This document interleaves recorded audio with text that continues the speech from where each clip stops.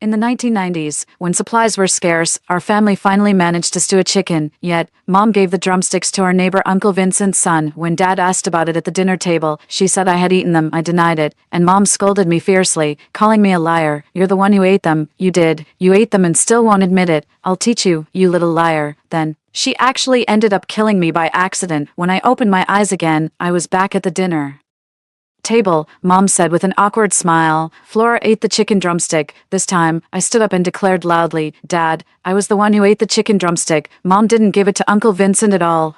I woke up again at the dinner table, where Dad was fishing around in the bowl of chicken and asked, puzzled, where did the drumsticks go? Mom, who had been preening in front of the mirror, hurried over and said with an awkward laugh, Flora ate the drumstick. She also gave me a hard push and gave me a meaningful look. Right, Flora. I looked at her anxious expression and remembered how she had sighed in relief, patting her chest. When the doctor said I couldn't be saved in my previous life, a gentle smile stood up and said loudly, Dad, I ate the chicken leg. Mom didn't give it to Uncle Vincent. Mom froze for a moment, then stood up and screamed, Flora, what on earth are you talking about? In my past life, my own mother beat me to death because I wouldn't admit in front of my father that I was the one who ate the chicken drumstick she had given away. She rolled up her sleeves and slapped me hard across the face, one after another, all the while cursing at me. You little liar, you ate the drumstick, and now you're denying it. You're just a kid, yet you're full of lies. I'm going to beat you to death today. My dad couldn't stand it anymore and came up to stop her. All right, Flora ate it, but she's just a child. Stop hitting her. My mother looked at me with disgust, her teeth clenched as she said, what's so little about it? She just doesn't want me to have it easy. I don't understand why my mother has to blame me for everything. This isn't the first time she's done something like this. Whenever we had something special to eat at home, she would sneak some to Dominic, the son of our neighbor Uncle Vincent. When Dad got suspicious and asked about it, she would pin the blame on me. Who else could it be but Flora? She's just greedy, a girl who's both gluttonous and lazy. Now look at Dominic. TSK.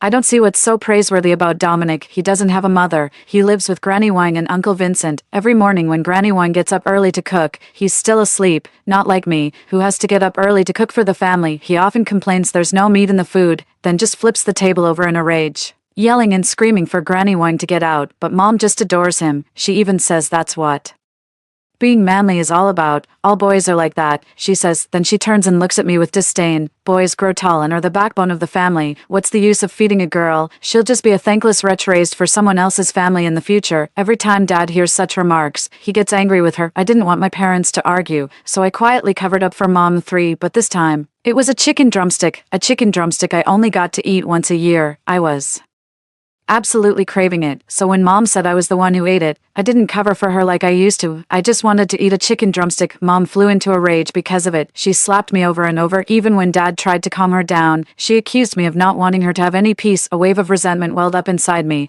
and I blurted it all out. It wasn't me who ate it, it was Dominic. Mom gave it to. Before I could finish, Mom suddenly rushed over and shoved me hard. My head hit the table, and blood spilled all over the floor. Mom was terrified, but she quickly snapped back to reality. My father, who was desperately trying to pull me away to take me to the hospital, said she was afraid of being found out and sent to prison. If Flora wakes up and says I pushed her, I'll end up in jail. Arthur, I'm scared. Wah, my dad is an honest man, but he's no fool, he just hurriedly said. The child's life is what matters most, broke free from her grip, and ran to the hospital, carrying me. It's already too late. I've lost too much blood to be saved. Before I died, I saw my mother rushing over, and when the doctor said I was beyond resuscitation, she patted her chest as if relieved. With a heart full of resentment, I closed my eyes. When I opened them again, I was back at the dinner table. Mom's scream was particularly piercing. I shrank back in my chair, trembling as I spoke. Mom, isn't that what you taught me? Was I wrong? Mom's eyes turned red with anger, and she charged at me to hit me. What the hell are you talking about? You little brat. You ate what you ate. There's no Uncle Vincent. Dad finally caught on. He roared at Mom. Why are you so defensive? Feeling guilty? Are you and Vincent hiding something from me? That was the first time I'd ever seen my father that furious. Mom was so terrified she turned ghostly pale and froze on the spot. She really was having an affair with Uncle Vincent. I saw it with my own eyes. Uncle Vincent cradling Mom's hands in his and breathing warm air onto them. It was the dead of winter. Mom, the cold water, set aside Dad's dirty clothes, but she turned around and washed Uncle Vincent's clothes next door. When Uncle Vincent came home and saw this, he held her hand, gently blew on it, and asked if she was cold. Mom giggled and said she wasn't. It's not cold, and even if it were, I'd still be willing. As she spoke, she noticed there was no one around. The two embraced affectionately, lost in their mutual affection.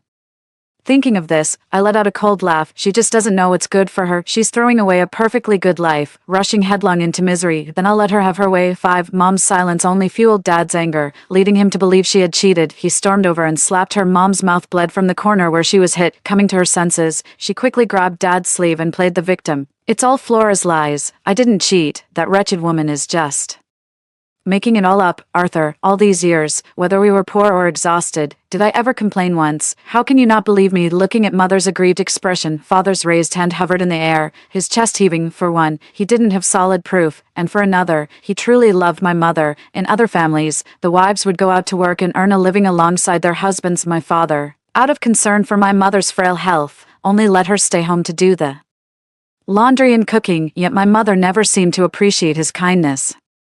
I remember that after I died, my consciousness hadn't yet faded away. I witnessed my mother, under Vincent's sweet talking, tearfully persuade my father to take the blame for her and go to prison. She, in turn, took the money my father had worked so hard for and happily married Vincent. A surge of hatred rose in my chest. I must gather enough evidence to make my father see the true nature of this woman. Meeting my mother's venomous gaze, I spoke up at the right moment. Dad, don't argue with Mom.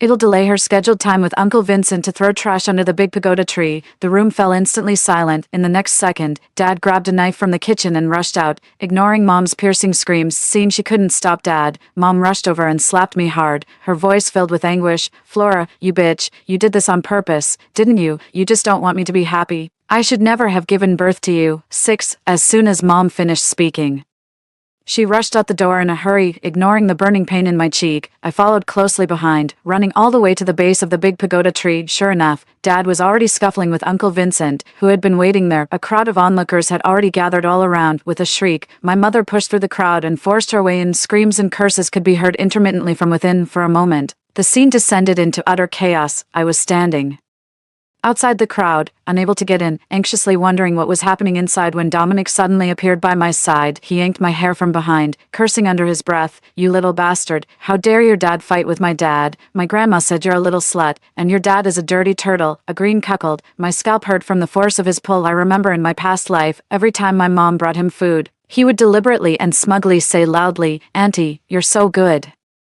To me, just like my own mother, some real daughters don't get to eat this, but I do. Thank you, Auntie. Then he'd glance sideways at my pained expression and chuckle gleefully. That despicable creature, he won't get away this time. So I endured the pain and pretended to be happy. This time after the fight between our families, my mom won't be able to send food to your house anymore. From now on, my mom will only love me. Poor some people who don't have a mom. Dominic pulled even harder, waving his chubby paws and yelling, Nonsense, you're talking nonsense. Your mom doesn't love you. She called you a money-losing brat, a dirty bitch. I laughed even louder. You said it yourself. She's my mom, not yours. Back when our families got along, she gave you treats. Now that we're fighting, of course she's only going to take my side. Hearing this, Dominic immediately grew frantic. He quickly let go of me and, hauling his hefty frame, pushed through the crowd, shouting, Dad, Dad. Didn't you always say Aunt Zhang would be my mom sooner or later? I want her to be my mom today. I want Auntie to be my mother. Just then, my dad had been pulled away by the crowd. Uncle Vincent, his face bruised and swollen, was still stubbornly insisting that nothing was going on between them and that my dad was just imagining things. Dominic's shout came at the perfect moment. My dad's eyes were bloodshot, his face twisted with rage. Like a wild beast, he charged at Uncle Vincent again. Well, you two lovebirds. Having said that, he broke free from the crowd and gave Uncle Vincent a brutal beating. 7. This commotion made it common knowledge among the neighbors that my mother was having an affair with Uncle Vincent. In this era, reputation is everything, and everyone thought my mother would beg my father for forgiveness. Sobbing and pleading, she did indeed do that. However, during the struggle, she was kicked by my father and hit her head. When she woke up, she calmly announced in public that she wanted a divorce from my father and wanted to be with Uncle Vincent. My father was so furious that he couldn't speak. He shouted at her, asking if she had any sense of shame. Mother said arrogantly while folding clothes, Shame? What is shame? Let me tell you, I'm going to be the director's wife of the Provincial Education Bureau. I'm not like you, a lowly commoner. I've had enough of you, a laborer. You'll never get ahead in life. Marrying you was the worst luck of my life. I should have remarried long ago in my previous life and enjoyed a couple more years of comfort. I instantly realized that Mother had also been reborn. Father's eyes turned red with anger, and his face turned ashen. Just to make things worse, Dominic stood at the door sticking his tongue out at me, taunting me. You don't have a mom anymore. You don't have a mom anymore. Your mom is mine now, a green turtle, a little bastard. I stormed up and slapped him hard, yelling, You're the bastard. Shut up. If it weren't for the difference in our strength, I would have slapped him a long time ago. With my father present, Dominic ultimately didn't dare to strike back. He just covered his face and glared at me with pure malice. It wasn't until my mother came out with her things that Dominic dared to step forward and tattle on me. My mother spat in my direction. Why bother with her? She's a doomed creature anyway. With that, she pulled Dominic away. In my past life, she had already broken my heart, so... These words meant nothing to me. It was hard on my dad, who sat slumped in his chair, his eyes vacant, unable to snap out of it for a long time. After my mom had walked far away, he finally couldn't hold back any longer and sobbed into the table. My heart ached so much that I stepped forward and held his hand. My father's hands were rough, callous from years of hard labor. His clothes were also covered in dust and were marks. My mother always looked down on him for doing manual labor and being dirty. I also admired Uncle Vincent for his work in teaching and nurturing students. He was always clean and well-dressed, but she forgot that Dad could have been a teacher too. It's just that teaching, while a noble profession, doesn't pay very well. Uncle Vincent's wife had to take a menial job at a factory because he didn't earn enough, and that's how she accidentally fell into a machine and died. Dad gave up his respectable job so Mom could stay safe at home, so I could eat a little better, and... so our family could have an easier life. He didn't do anything wrong. Mom was the one at fault. I climbed onto the chair and held Dad tightly. Don't worry, Dad. She'll get what's coming to her in this life, and we'll have a happy ending. After that, my mom thought she had enjoyed a few good days several times. I saw her humming a tune with a blissful expression once. I happened to run into her while doing laundry at home. She never does the laundry for me or Dad, complaining that his clothes are too dirty and the work is too tiring. In winter, it's too cold. In summer, it's too hot. But at Uncle Vincent's place, she doesn't get tired, and there are no more complaints. She carried a full, heavy basin, a smile still on her face, with a gleeful, sarcastic look in her eyes. She said, "Oh, look, the little wretch is out washing clothes. Of course, with no woman in the house, it's only natural for a child to do it, but that's fine. You were born with a lowly fate. You deserve to do these hard chores." Seeing her shameless behavior, I was filled with anger, and I threw the clothes in my hands down loudly. I may be born with a wretched fate, and that's fine. What I'm afraid of is those who aren't born wretched, yet they're dead set on rushing into someone else's house to play the part of a lowlife. You little bastard, how dare you talk about me like that? Furious, she charged at me, ready to hit me, but was held back by the aunties doing laundry nearby. Right in the middle of the commotion, my dad, who had just gotten off work and come to pick me up, saw everything. My dad yelled at her, "What are you doing?" Ever since her rebirth, my mom has been full of confidence. She didn't back down an inch when she saw my dad. "What's the matter? What's the matter? You want to hit me? You're good for nothing except hitting women. No wonder you got cuckolded." My father's eyes were red with rage. "Even that's better than a tramp like you shameless thing. Throwing yourself at him. How dare you even speak?" I tugged at my father's sleeve, not wanting him to argue with her. It was pointless and would only give people something to gossip about. My father let it go, picked me up, and got ready to head home. But my mom wasn't afraid of gossip. She rolled up her sleeves and declared loudly, "Yes, I'm eager to let them sleep with me. I'm willing to work for their family. What's there to be embarrassed about? Who told them to be capable? And who told them to be better than you?" Upon hearing this, the aunties and matrons present all gave her contemptuous looks. Clearly, they hadn't expected her to have such thick skin. My dad was so angry with her he was left speechless. An aunt who wasn't afraid of offending her spoke up. "Vincent's wife, you'd better hold your tongue. When you were with Arthur, he knew how to cherish you and never made you work so hard. But ever since you came to Vincent's family, you've been so diligent. Don't be foolish about life," my mom said, rolling her eyes. "What do you country folk know? Our Vincent is going to be a bureau chief one day. A little hardship now means a life of ease later." With a smug look on her face, she picked up the laundry and left. Only after she was gone did the neighbor lady speak up. "Arthur, don't listen to her nonsense. She's all talk, that one. Truth is, she's not having an easy time of it. That's right. The Vincents are no walk in the park. All the dirty, hard chores that old Mrs. Wine used to do alone are now dumped on her. I even saw her complaining to Vincent at the door the other day. Of course not. How can someone who engages in such behavior still be a leader? Don't listen to her nonsense." 9. Since then, my dad hasn't let me do any work. First, he was afraid I might get into trouble if I ran into my mom. Second, he said I'm getting older, so I should stay home and study more when I have time. Learning helps you understand the world and distinguish right from wrong, so I won't end up making foolish mistakes like my mom. Does what he said just now reminded me of something in my past life. After I died, I lingered by my father's side for a long time after he was imprisoned. The prison guards were astonished to learn he had a degree and assigned him to work as a technician. His sentence was even reduced due to his exceptional skills. However, after Uncle Vincent became an official, he and my mother, fearing the truth would come out, bribed the authorities and still had him sentenced to death. Having a degree is one Of my father's current strengths, the pay for those dirty, backbreaking jobs is good right now, but there's no real future in it. In the long run, you need skills to get ahead. I told my dad about it. After hearing me out, he patted my head with a complicated look on his face and said, Flora has grown up, become more sensible, and now thinks about her father. He kept comforting me, telling me not to be sad. My mom, she's just too muddle-headed. I wasn't particularly sad, though, whether in my past life or this one, while my mother was around, I never had any good food or received any maternal love. She gave everything that should have been mine to Dominic. I actually felt more at ease after she left. 10. I saw my mom again on the day of Lidong. I went to the store to buy salt and just happened to see Dominic tugging at my mom's pant leg and rolling on the ground. It had been a while since I last saw her, and I felt she had aged a lot. She wasn't as cocky as before. I looked down at the rolling Dominic with a pained expression. Your grandma only gave you so little money, not even enough to buy things, let alone candy. You're not a kid anymore. You need to be more sensible. This is the first time I've heard her discipline Dominic. She used to be extremely envious whenever she saw Dominic throwing a tantrum in front of Grandma Wang. Whenever Grandma Wang scolded Dominic, she would quickly step in to mediate. Boys will be boys. Being mischievous is what makes them manly. Then she willingly pay for his food and drinks. This made Dominic happily shout at her, Auntie, you're so nice. I wish you were my mom. Now that she's actually in a position to act like Dominic's mother, she turns around and tells him to grow up. Unfortunately, Dominic wasn't having any of it. He just stood right up and started cursing her out. You fucking bitch. Who the hell are you to lecture me? You're the one who wanted to be my stepmom. My grandma said you're nothing but a slut. You think you can control me? You can go fuck yourself. Dominic publicly exposed my mother's shameful secret, and she was so furious she grabbed a tree branch to hit her. Dominic immediately took off running behind her. Grandma, that bitch is trying to hit me again. Granny Wang was not someone to be trifled with. She rushed over, grabbed my mother by the hair, and started yelling, You little bitch, how dare you lay a hand on my grandson?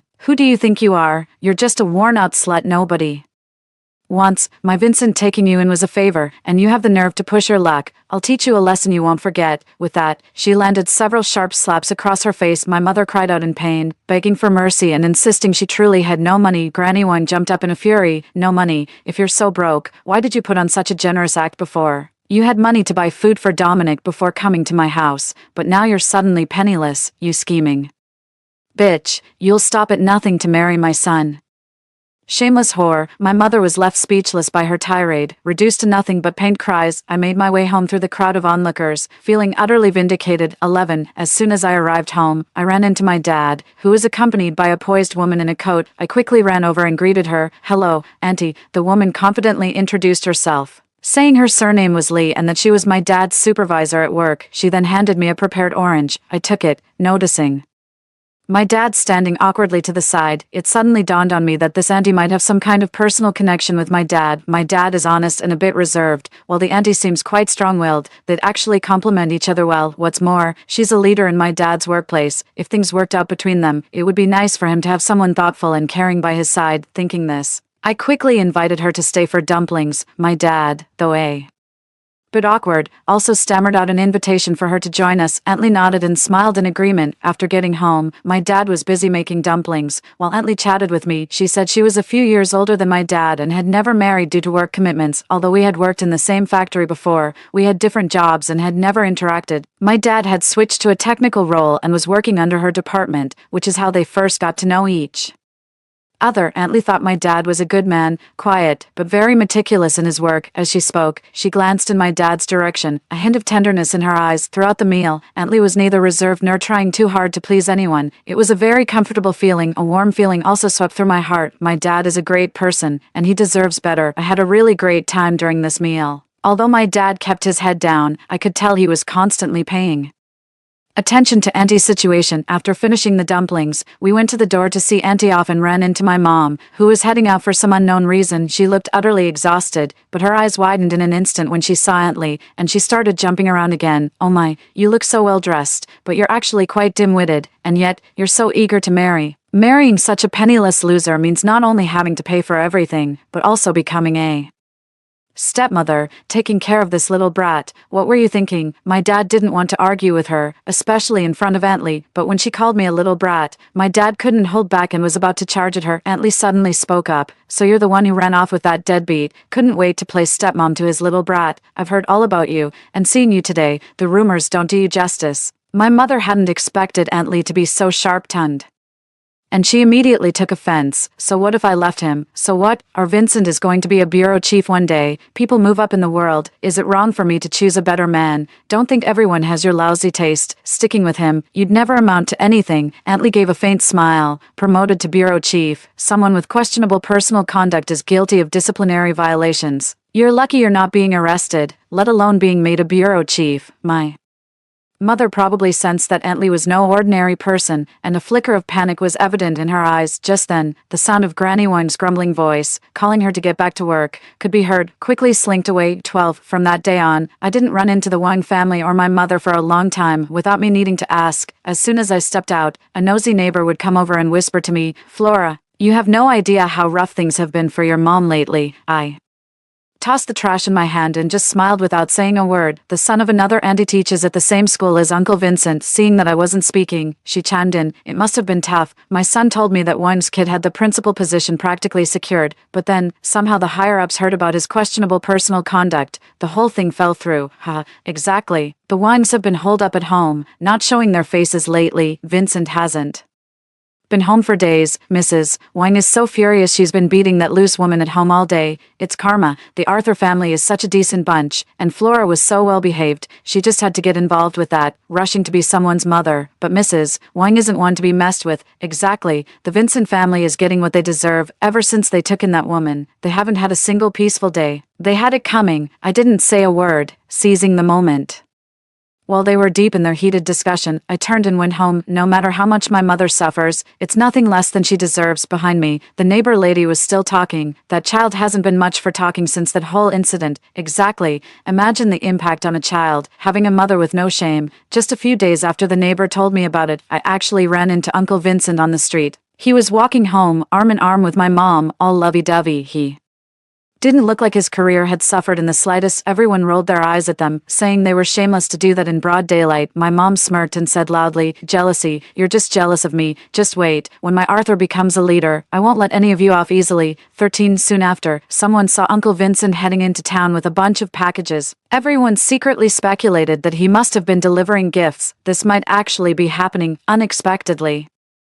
I was waiting at the door for my dad to come home that evening. There was Uncle Vincent, drunk and looking absolutely furious, cursing "You bitch." Under his breath, he viciously kicked the front door open and stormed inside. Uncle Vincent had always been so gentle and polite. Seeing him like this for the first time, I couldn't help but crane my neck to listen in. It wasn't long before I heard my mother's agonized scream, mixed with Vincent's angry roars. "I didn't get elected as the director, and it's all your fucking fault for telling me to go see Director Wang from the Education Bureau, saying he appreciated me and would definitely help. Now look, the whole city's Education Bureau knows I didn't get elected because of my conduct issues. Are you trying to make me look even more disgraceful? It's all your fault. I'll kill you. I'll kill you." Grandma Wang also started crying and cursing. "You jinx. It's all your fault for clinging to my son and giving him the idea to bribe, saying he would definitely become a big official. I knew you were a liar, a jinx. How much money did that cost? Now the money's gone, and my son didn't get elected. Get out of here, you jinx." Dominic joined in, hurling insults at her too. "You filthy whore, you tramp. Get out of my house, get out." Just like that, my mother was thrown out of the Wang family's house, dressed only in thin clothes, her face bruised and swollen even after old Mrs. Wang slammed the door shut with a bang. She was still there muttering to herself, "Impossible. It can't be." Vincent was sure to be chosen as the director. "I know that person. He really appreciates Vincent. How could this happen? Impossible. How could this happen? How could this happen?" Frantically, she started banging on the door and shouting again, "Vincent, Mom, you have to believe me. This is definitely going to work out. Vincent will definitely become a leader in the future." No matter how hard she banged on the door or how much she explained, no one paid any attention to her. I watched it all unfold from the shadows, my gaze cold and detached. She got too carried away with her success, forgetting just how crucial one's reputation truly is. The only reason Uncle Vincent rose to such a high position back then was because their affair was never exposed. She killed me, framed my father for the crime, and used the money he worked so hard to earn to pave the way for Uncle Vincent's career. This is how the happy days came about. Now her affair with Uncle Vincent has been exposed, and she's lost all her money. She flaunts it all day long, as if afraid no one knows, and Uncle Vincent still dreams of becoming a leader. In her dreams. 14. When Dad came home that evening, I excitedly described the whole thing to him. My father just gently patted my head. He said I'm too young to understand love and hate. He also said, although she wronged us, we won't go watch her spectacle. Her life has nothing to do with us anymore. We just need to live our own lives well. I can't tell my dad that I've lived 2 lifetimes, but I understand what he means. He doesn't want me to live with hatred in the future. After dinner, my dad told me solemnly that he got promoted today, and his boss promised to give him a raise next month. Tomorrow, he's taking me to buy pretty clothes and snacks. From now on, he can give me a better life. There were tears in the corners of his eyes as he said this. I understood that he had always felt guilty for making me suffer. I jumped off the stool and ran into his arms. Under the dim light, I gently wiped the tears from the corners of his eyes. 15 later, I saw my mother again at the Wangs. It is said that Vincent's uncle angered the school leaders by secretly going to the city to meet with higher-ups without the school's knowledge. The school dismissed him. With no income at home, Grandma Wang took her into work and support the entire family after Vincent's uncle was removed. The son of the neighbor woman took his place. She was animated and expressive when she spoke outside. The Wang son is acting like he's out of his mind, voluntarily exposing his own scandals to the city. Oh, that's not what I said. It's what the principal of my son's school said. He's brought shame to the school. The school leaders directly expelled him. Now he's holed up at home, too embarrassed to show his face. I never expected the Wangs would arrange for my mother to work at Vincent's late ex-wife's factory. That's what my dad told me. He's genuinely let go of the fact that my mother betrayed him. He still gets a bit wistful when he brings it up. That place is dangerous. It's claimed more than one life. The Wang family is ruthless. But that was the choice she made. Yes, she made those choices herself. When she was with my dad, he was so worried about her safety that he never let her do any work. She didn't cherish it and pushed herself into the abyss with her own hands. 16 later, I started school and didn't see her for a long time. I saw her again on the day my dad married Aunt Lee. By then, she had become terribly thin. I have no idea where she got the strength from. He actually climbed over the wall between our 2 houses and came straight into my home. He threw himself at my father's feet right in front of everyone, weeping and begging for his forgiveness. My father shielded Aunt Lee behind him and said with a frown, "You chose this path yourself. And now you have the nerve to stand there and look down on me, saying a laborer like me will never amount to anything. You must think marrying me was the worst luck in the world.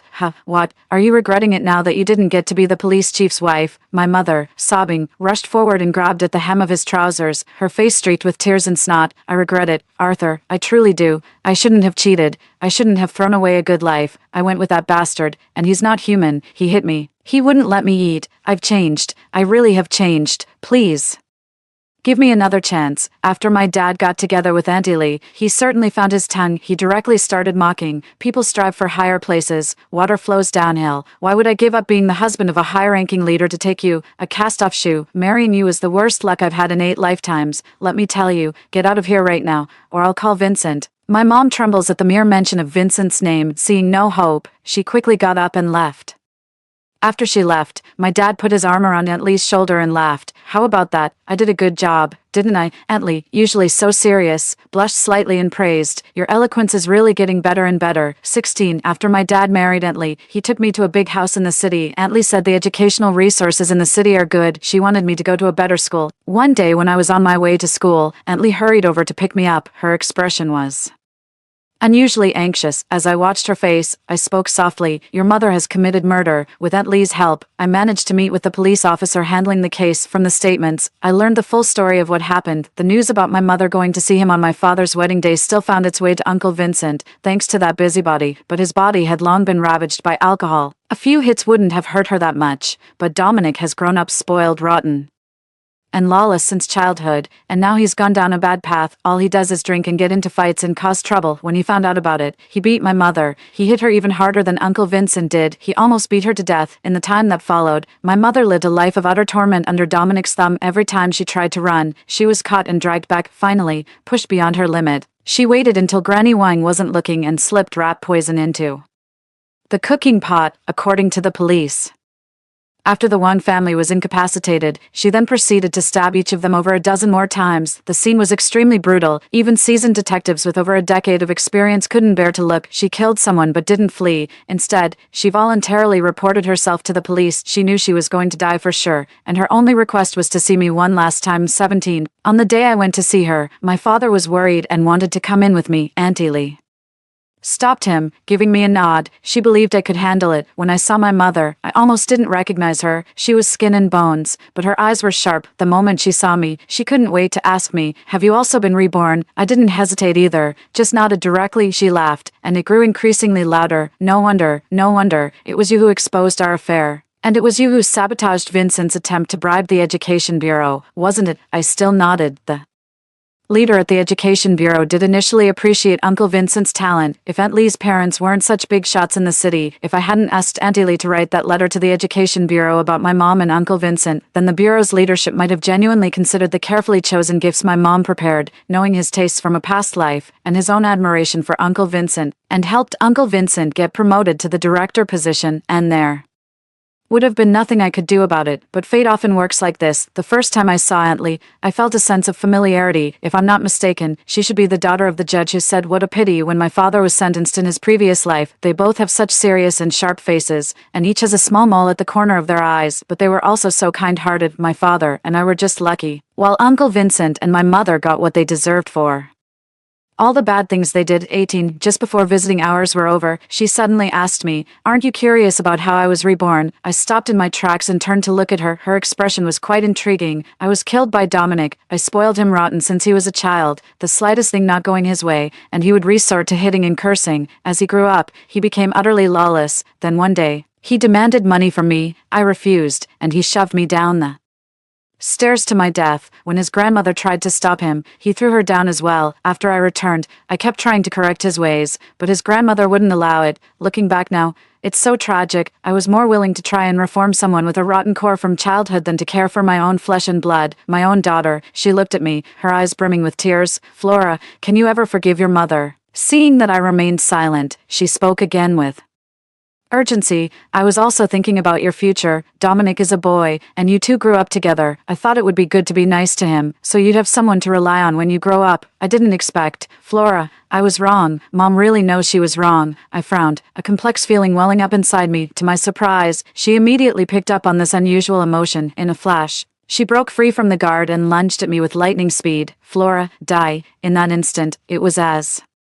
if I had been transported back to the scene I witnessed just before my death in my past life, but this time, knowing her nature, I was no longer caught off guard. I deftly sidestepped. The next second, a loud thud came from behind me. She had slammed into the wall behind me with such force that blood gushed out. When the prison guard helped her up, she was barely breathing but still struggled to look in my direction. "Bitch, it's all your fault. You ruined me. I could have been the director's wife.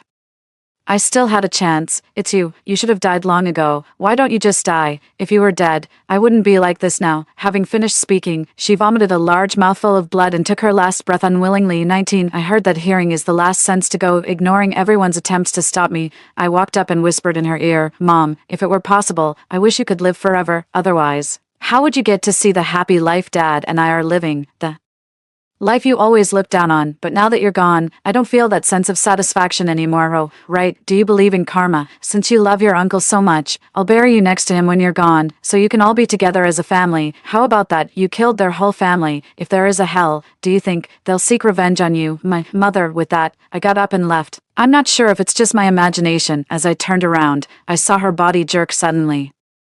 Maybe she heard those words, but none of this concerns me anymore. She lived two lives, and met a bitter end in both. She blamed heaven and earth, blamed Dominic, blamed me, yet she never once looked inward. A life of wicked deeds always meets its reckoning. This was her retribution, and the true tragedy of her existence. She's not worth forgiving, nor is she worth holding a grudge against. From now on, I will live my own life well. End story 2. I'm sorry, sis. The fake errors pushed me off the rooftop with a smile. When I opened my eyes again, I had been reborn as an infant, witnessing the nurse swap the two of us with my own eyes, and my biological mother was watching it all, fully conscious, so she was reborn too. The tragedy of our past life. It was all her design. This time, I'll make them watch. How a weed trampled into the mud can tear up the entire garden by its roots. Excruciating pain. This is my final sensation. As my body hit the ground, I heard the sickening crunch of bones breaking. Then I saw Chloe's contorted face peering down from the rooftop edge, a triumphant smirk twisting her lips. "Sorry, sis." Her voice was sickly sweet, but Mom said, "A family only needs one daughter." Darkness swallowed me whole. I thought this was the end. A blinding light suddenly hit my eyes. Instinctively,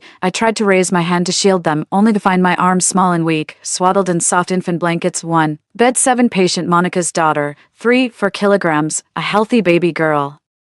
The nurse's voice announced overhead, and I was back at the very moment of my birth. Before I could even process the shock, the nurse was already carrying me out of the delivery room. Through a gap in the swaddling clothes, I saw a face that was both familiar and strange. Monica, my birth mother. In my previous life, I didn't discover I was a switched-up birth child until I turned 18, but when I found my biological parents with hopeful anticipation, all I encountered was Chloe's hostility and Monica's cold indifference. In the end, Chloe pushed me off the Shin Corporation building, cutting my brief life short. At this moment, Monica lay on the delivery bed, her face pale but her expression clear and composed. Her gaze closely followed me in the nurse's arms, her eyes holding a complexity that was hard to decipher. "Wait," she suddenly spoke up, her voice weak yet resolute. The nurse stopped in her tracks. "Is there anything you need, ma'am?" Monica's gaze drifted past me to the other bassinet in the corner of the delivery room. "That baby belongs to bed 8, doesn't it? May I see her?" Bed 8. That had to be Chloe. The nurse hesitated. "It's against protocol. Yet,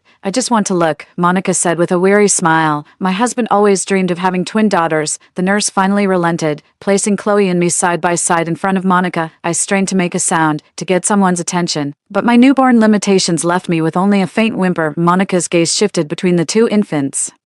Before settling on Chloe, I saw a flicker of tenderness in her eyes that I recognized, the same look she'd reserved for Chloe in our past life. "I actually got reborn. They look so alike," Monica whispered softly, her fingers gently tracing Chloe's tiny face. Just then, a commotion erupted outside the delivery room, with family members shouting for a nurse. The nurse holding me hurriedly placed us back in the bassinet. "Ma'am, I'll be right back." After the nurse left, Monica suddenly sat up, moving with an agility that defied her recent childbirth, her eyes fixed on Chloe and me, glinting with an unsettling light. "I can't believe I actually got a second chance at life." Her voice was barely a whisper, yet it hit me like a thunderclap. "This time, I will protect Chloe no matter what. Monica has been reborn too." She reached out to adjust the wristbands on me and Chloe, her movements so practiced it was as if she'd done it 1,000 times before. Then, she pressed the call button, lay back down, and slipped back into the role of the frail new mother. The nurse hurried back in. "Ma'am, I'm feeling a bit lightheaded," Monica said, her voice barely a whisper. "Could you please call the doctor for me? Also, my husband will be here any minute. Please let him know our daughter is perfectly healthy." The nurse nodded and left, completely unaware that the wristband had been swapped. I watched helplessly as fate spiraled toward the abyss. Once more, Monica deliberately switched me with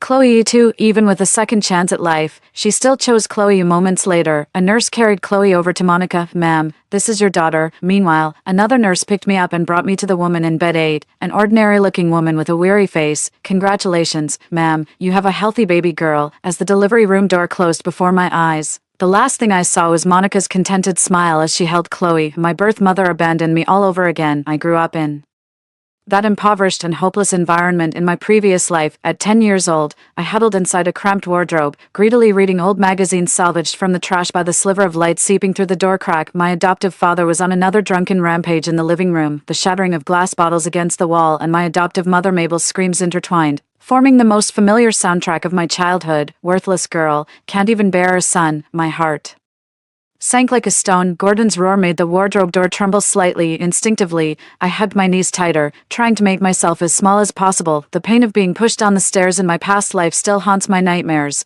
but compared to my current existence, that momentary agony feels more like a release. Outside the wardrobe, after the sounds of a struggle, Mabel began to weep, calling me a disappointment of a daughter who got her scolded by her husband. My fingers unconsciously tightened around the edge of the magazine. They didn't know I was intentionally switched at birth, let alone that my biological mother, Monica, stood by and watched it all happen. The commotion in the living room gradually died down, probably because Gordon had passed out drunk on the floor. I carefully climbed out of the wardrobe, tiptoed through the cluttered living room, and slipped into the cramped balcony. Under the moonlight, I opened the magazine to the article about the Shin group. In the photo, Monica, dressed in a white suit, gracefully held her husband Patrick's arm, with the exquisitely beautiful Chloe standing beside them. The headline read, "At the Shin Group Charity Gala, Miss Chloe's piano solo stunned the entire audience." My fingertips gently traced Monica's face in the photograph. In my past life, I naively believed that finding my birth mother would grant me the maternal love I so desperately craved. It wasn't until the moment I fell from the Shin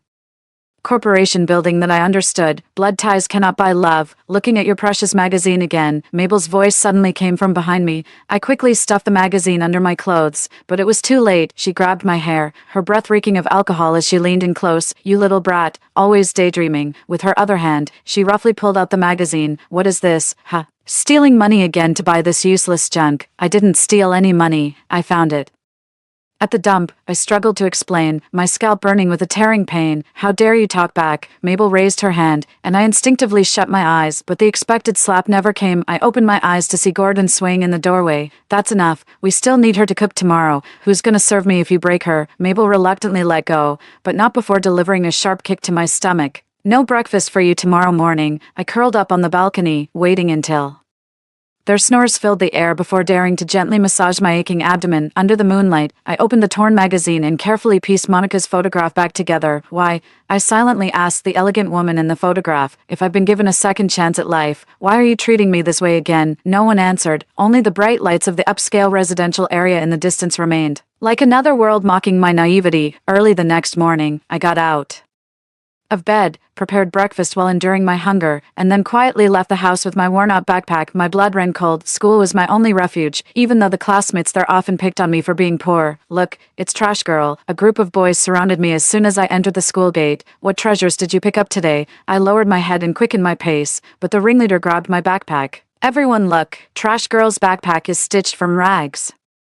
Amid the roaring laughter, my backpack strap snapped, sending my books scattering across the ground. As I knelt gathering my things, I suddenly heard the sharp crack of a slap. You've gone too far. I looked up and saw a girl in an elegant school uniform standing in front of me, her high ponytail making her look like an angry little peacock. Stella, what's it to you? The boy covered his cheek, but his tone had noticeably softened. If you bully anyone again, I'll report you to the principal. The girl named Stella bent down to help me pick up my books, then took my hand. Let's go. Her palm was warm and dry, the first kindness I'd felt in 10 years. Thank you, I murmured as we reached the corner of the academic building, reaching for the books, but Stella didn't let go. Your hand is bleeding, she said, pulling out a handkerchief embroidered with tiny flowers and gently wrapping it around the scrape on my palm. I'm Stella, from class 3, grade 5, and you, Selena, class 1, grade 5, I replied instinctively, using the polite manner I picked up from magazines. Stella's eyes lit up. You have such a lovely voice, just like a news anchor on TV. She hesitated for a moment. Would you like to be my friend? Friends, that word feels like a luxury to me. In my past life, I never had a true friend, not even until the moment I died.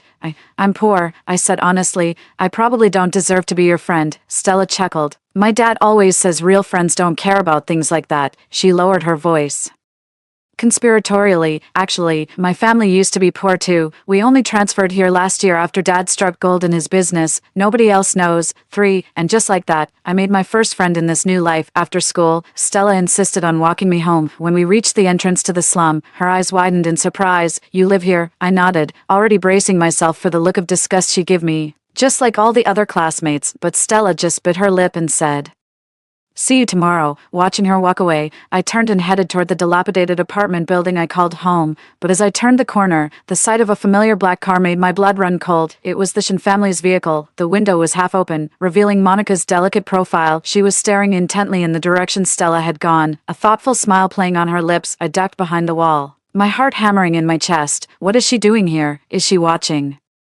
me? I didn't dare move until the car was out of sight. When I got home, Mabel was pacing excitedly around the room, a rare sight, since she was usually passed out drunk on the sofa by then. About time you got home, you brat. She yanked me inside. Start packing. We're moving out. Moving. Yes, someone's helping us move to a better neighborhood. Mabel beamed, her face glowing. It's part of a poverty assistance program. They even arranged a job for your dad. A sharp pang twisted in my gut. This was no coincidence. The moment Monica saw me becoming friends with Stella, she immediately arranged to have us relocated. She didn't want to give me any chance to turn my life around. When I asked softly, tomorrow, Mabel waved her hand impatiently. Go pack up your junk. That night, I sneaked out of the house, ran to a public phone booth, and dialed Stella's number from memory. Hello, answered a gentle woman's voice. Is Stella there? Please, this is her classmate, Selena. After a brief silence, Stella's cheerful voice came through. Selena, what a surprise to hear from you. I'm moving away and won't be at school tomorrow, I said, struggling to keep my voice steady.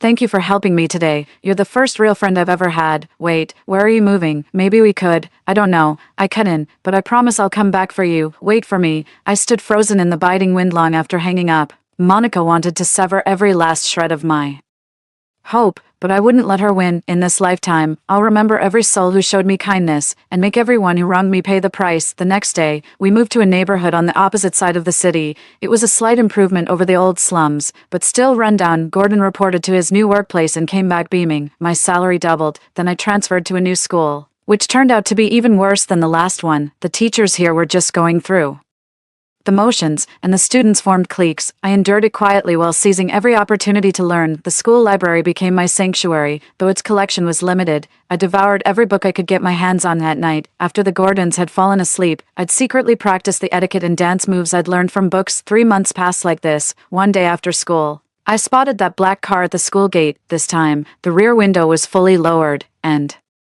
Monica's face came clearly into view. Our eyes met for a second. Her gaze was cold and appraising, as if looking at a defective product. Then the window rolled up, and the car sped off in a cloud of dust. In my dream, I stood in the lavish and family living room, watching Chloe in her beautiful princess dress, snuggling up to Monica. As I approached, Monica tightened her embrace around Chloe and said to me, "You're not worthy of being my daughter." I woke with a start, my pillow soaked through with tears. Groping in the dark, I got up and pulled out a metal box from under my bed, filled with the pocket money I'd secretly saved in coins earned from collecting scrap over the past few months. After counting everything, I smiled with satisfaction. It wasn't much, but enough for a bus ticket to the city center and a small gift. Stella's birthday is next week, and I promised I'd come back for her. Monica tried to keep me trapped in the mud, but she underestimated the resolve of someone reborn.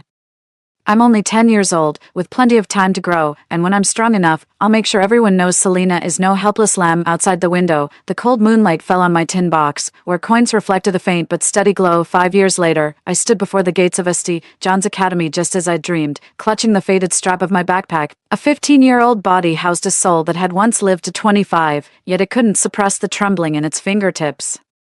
"Look over there, isn't that the scholarship student? I heard they got in on a scholarship, still wearing clothes that are frayed at the edges." "Shh, keep it down, they can hear you." Whispers slithered into my ears like venomous snakes. I lifted my chin and stepped into the campus. Sunlight filtered through the stained glass of Gothic buildings, casting dappled patterns on the ground. In my past life, I had fantasized countless times about setting foot in this prestigious institution, and now I've finally made it, albeit in this unexpected way. "New student," a sickly sweet voice came from behind me. The moment I turned around, my blood ran cold. Chloe. She wore a tailored school uniform, her pleated skirt revealing long, slender legs, chestnut curls cascaded over her shoulders, and an angelic smile graced her face. The very person who pushed me down the stairs in my past life now stood before me, pretending we were strangers. "I'm Chloe from the Student Union Welcoming Committee." She extended her hand with neatly manicured nails painted pale pink. "You must be Selena. The principal specifically asked us to make you feel welcome." I stared at her hand for 2 seconds before giving it a brief, light touch. "Thank you. Your dorm is in Building B. Let me show you the way." As she turned, the tips of her hair brushed against my face, carrying a faint, sweet scent. "By the way, do you want to apply for a subsidy to get a new school uniform?" "No need," I replied calmly. "The school rules only require wearing the standard style. Not that it has to be new." Chloe's steps faltered almost imperceptibly before she quickly resumed her graceful pace. The dormitory was much better than I had imagined. A 4-person room with a private bathroom. My bed is by the window, and the sunlight is just right. Chloe stood at the doorway, showing no intention of coming in. "The opening ceremony is this morning at 10 in the auditorium." She handed me a class schedule. "You're in Class A, Grade 10, right next to my classroom. Let me know if you need anything." As she turned to leave, I clearly saw a flicker of coldness in her eyes. The game is on. After the principal's lengthy speech at the opening ceremony, the board representative was invited to take the stage. As Monica walked onto the stage in her high heels, I dug my nails deep into my palms. For 5 years had passed, and she had become even more elegant and refined, her every move exuding the poise of a high society lady. Her gaze swept over the students in the audience, lingering on me for less than a second, yet it sent a sharp pang of anxiety twisting in my gut. "A special welcome to the 5 students who have received full scholarships this year." Monica's voice was gentle yet firm. "St. John's has always been committed to nurturing talent, regardless of background." Thunderous applause filled the room. I saw Chloe in the front row straighten her posture, a proud smile gracing her face. At 2 p.m.,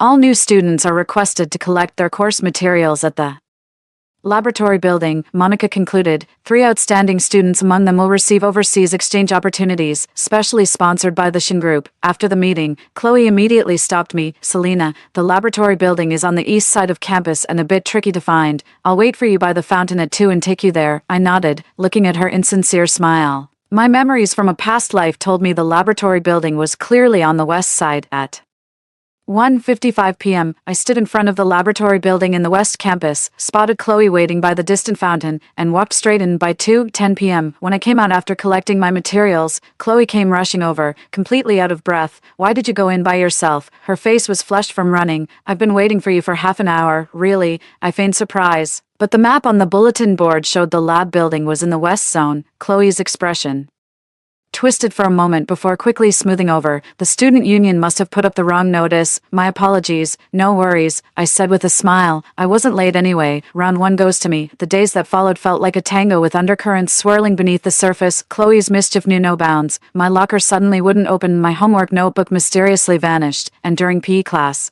the laces on my sneakers were cut, but each time, I managed to turn peril into peace, thanks to the master key I always carried, my pre-scanned digital homework backups, and spare shoelaces. During Friday's chemistry lab, the teacher announced we'd be doing a group experiment, grouped by student numbers. The teacher adjusted his glasses. "Selena and Chloe will be a team." The classroom buzzed with commotion. Chloe gracefully walked over to the seat next to me and said, "What a coincidence. Let's do our best together." The experiment involved preparing copper sulfate crystals.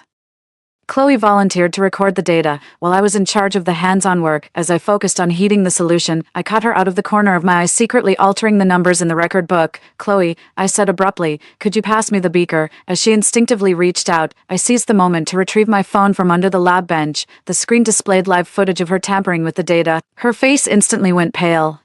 It's 3.5 grams of copper sulfate, not 2.5, I stated calmly, "unless you want our experiment to fail." Chloe bit her lower lip and quietly corrected the data. By the end of the experiment, our group had produced the most perfect blue crystals. The teacher praised us, but Chloe's smile was strained, almost like a mask. After school, as I was organizing my notes in the empty classroom, I heard familiar footsteps approaching from the hallway. "Mom, what brings you here?" came Chloe's voice. "Just checking in on you." Monica's gentle tone made my chest feel tight. "Are you settling in at the new school?" "Everything's fine, except..." Chloe's voice trailed off. "That Selena is so annoying. She always sees right through my schemes." "Schemes?" Monica's voice turned icy. "How many times have I told you not to make obvious moves? That girl is sharp, but she's just a broke student." "Listen," Monica lowered her voice. "The principal has done as I said. She won't get any special opportunities. You just need to keep your composure and not give anyone ammunition." Only when the footsteps faded into the distance did I unclench my fist, revealing deep crescent-shaped marks where my nails had dug into my palm. "So that's how it is."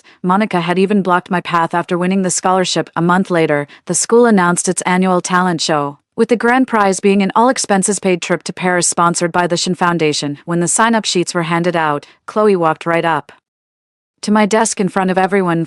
"Selena, are you signing up?" she asked with an innocent smile. "I heard you're a great singer." The whole class gasped. No one had ever heard me sing. This was clearly a setup. I looked up and met her gaze directly. "Yes, I am. Piano solo." Chloe's pupils contracted sharply. She had no idea I could play the piano. On the day of the competition, the auditorium was packed. Chloe's classical dance performance was the grand finale, earning a thunderous ovation. I performed before her, playing Chopin's Revolutionary Etude. As the final note faded, the auditorium fell silent for a few seconds before erupting in thunderous applause. I noticed Monica on the judges' panel looking grim, while Chloe stood backstage, her eyes glinting with malice. During the scoring announcement, the host declared, "And the winner is Chloe." The entire hall erupted in thunderous applause once again. Chloe gracefully ascended the stage to accept her award, whispering as she passed by me, "The poor should know their place." I stood up and walked directly toward the judges' panel, stating, "I take issue with this outcome." The auditorium fell silent instantly. The principal cleared his throat awkwardly and said, "Young lady, the judge's decision is final." "Is that so?" I pulled out my phone. "Then please explain this recording." A clear conversation played from the phone. "Rest assured, madam, the winner has already been predetermined to be Miss Chloe. Thank you for your efforts, Judge Zhang. The payment will be transferred to your account on time." Chloe turned pale, while Monica abruptly stood up. "Fabricating a recording is a serious violation of the rules, whether it's forged or not. Just check Judge Zhang's bank statements and you'll know." I looked Monica straight in the eye. "Or perhaps, madam, you dare to publicly guarantee that nothing of the sort happened." The air in the auditorium seemed to freeze. For the first time, a crack appeared in Monica's flawless composure. Just then, Chloe suddenly burst Into sobs. Selena, I know you're jealous that my family is better off than yours, but why would you frame me like this? She turned to the audience with tear-filled eyes. That recording was just me discussing a charity project with the judges. The situation instantly reversed. Whispers erupted again, but this time they were all directed at me. The pride of the poor is truly pitiful. Poor Chloe. The principal seized the moment to announce, student Selena has slandered the judges and will receive a demerit. The competition results stand as announced. As the crowd dispersed, I stood rooted to the spot, watching Chloe and Monica being showered with attention like stars around the moon. The latter shot me a triumphant look that seemed to say, see, this is the gap between us. Stepping out of the auditorium, I found a light drizzle beginning to fall. I didn't open my umbrella, letting the rain dampen my cheeks. I may have lost this battle, but the war has only just begun. Chloe, Monica.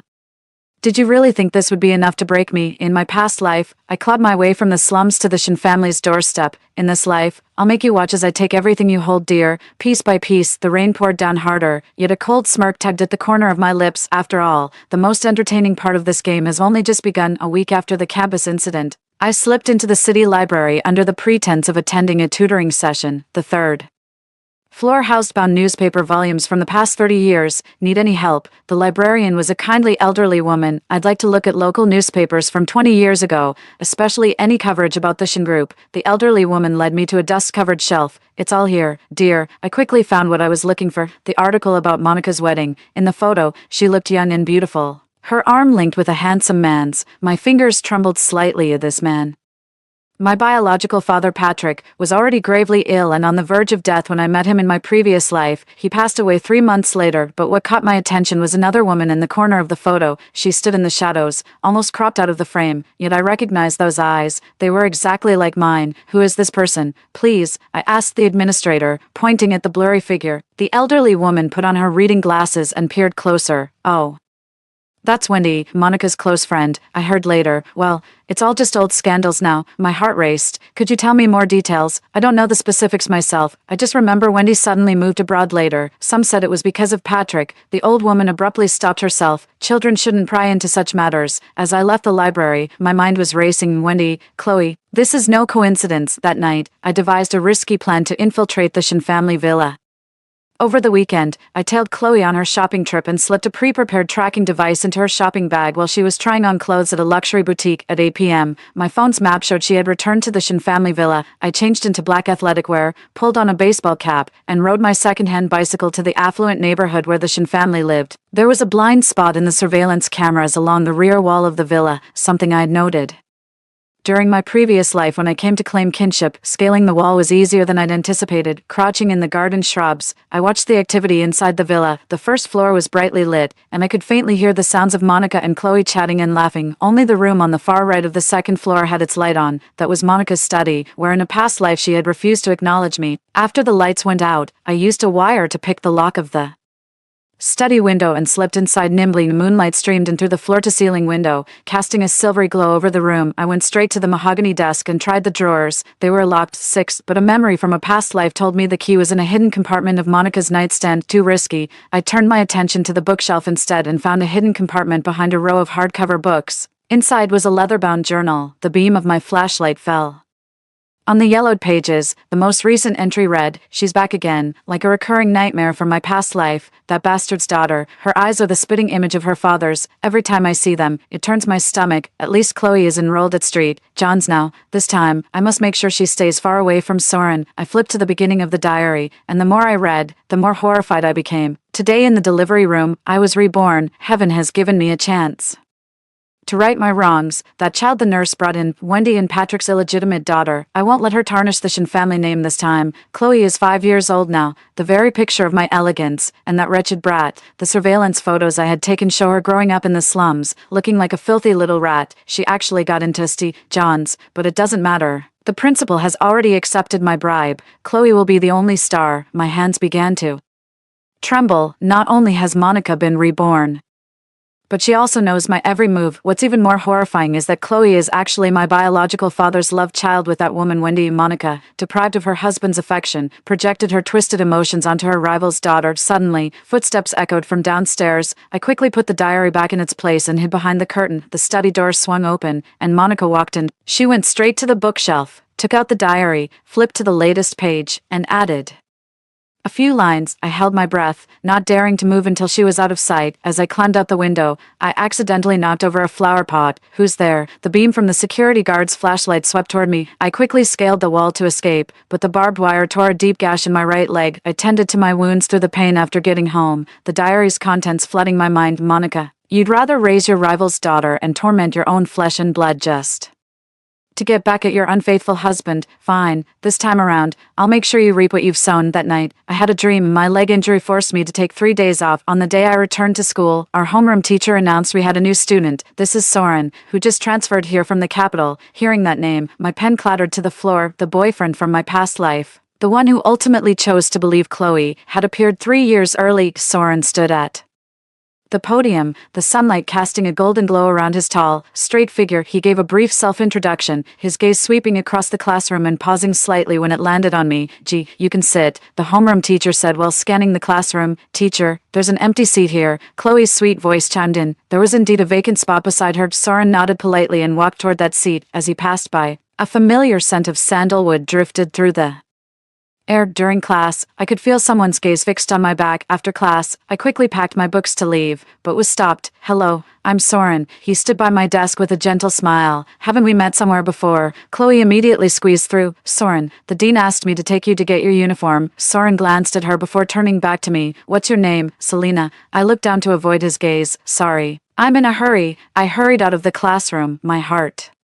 pounding wildly. When I first met Soren in my past life, he had said the exact same words. It felt like history was repeating itself, but this time I wouldn't make the same mistakes. In the days that followed, I made a conscious effort to avoid Soren, yet he kept finding excuses to get close to me, borrowing notes, asking about homework, even accidentally running into me at the library. "Why do you always avoid me?" He stopped me at the school gate one day after class. "We don't have anything in common." I looked him straight in the eyes. "You should be friends with Chloe. You two belong to the same world." Soren frowned. "I don't get it." "Selena." A familiar voice cut him off. Stella rushed out of a luxury car. "It really is you." My eyes widened. After 5 years apart, she had blossomed into an even greater beauty. Her designer clothes couldn't hide the fire in her eyes. "Stella, what are you doing here?" "My dad got transferred back, so I transferred schools too," she excitedly grabbed my hand, then looked warily at Soren. "And who's this?" "Soren." His gaze shifted between me and Stella. "You two know each other." "We're best friends." Stella linked her arm through mine. "Selena, I've been looking for you forever." A wave of warmth washed over me as I saw Stella's genuine smile. "In my past life, I died alone, but at least in this one, I still have her." "Stella."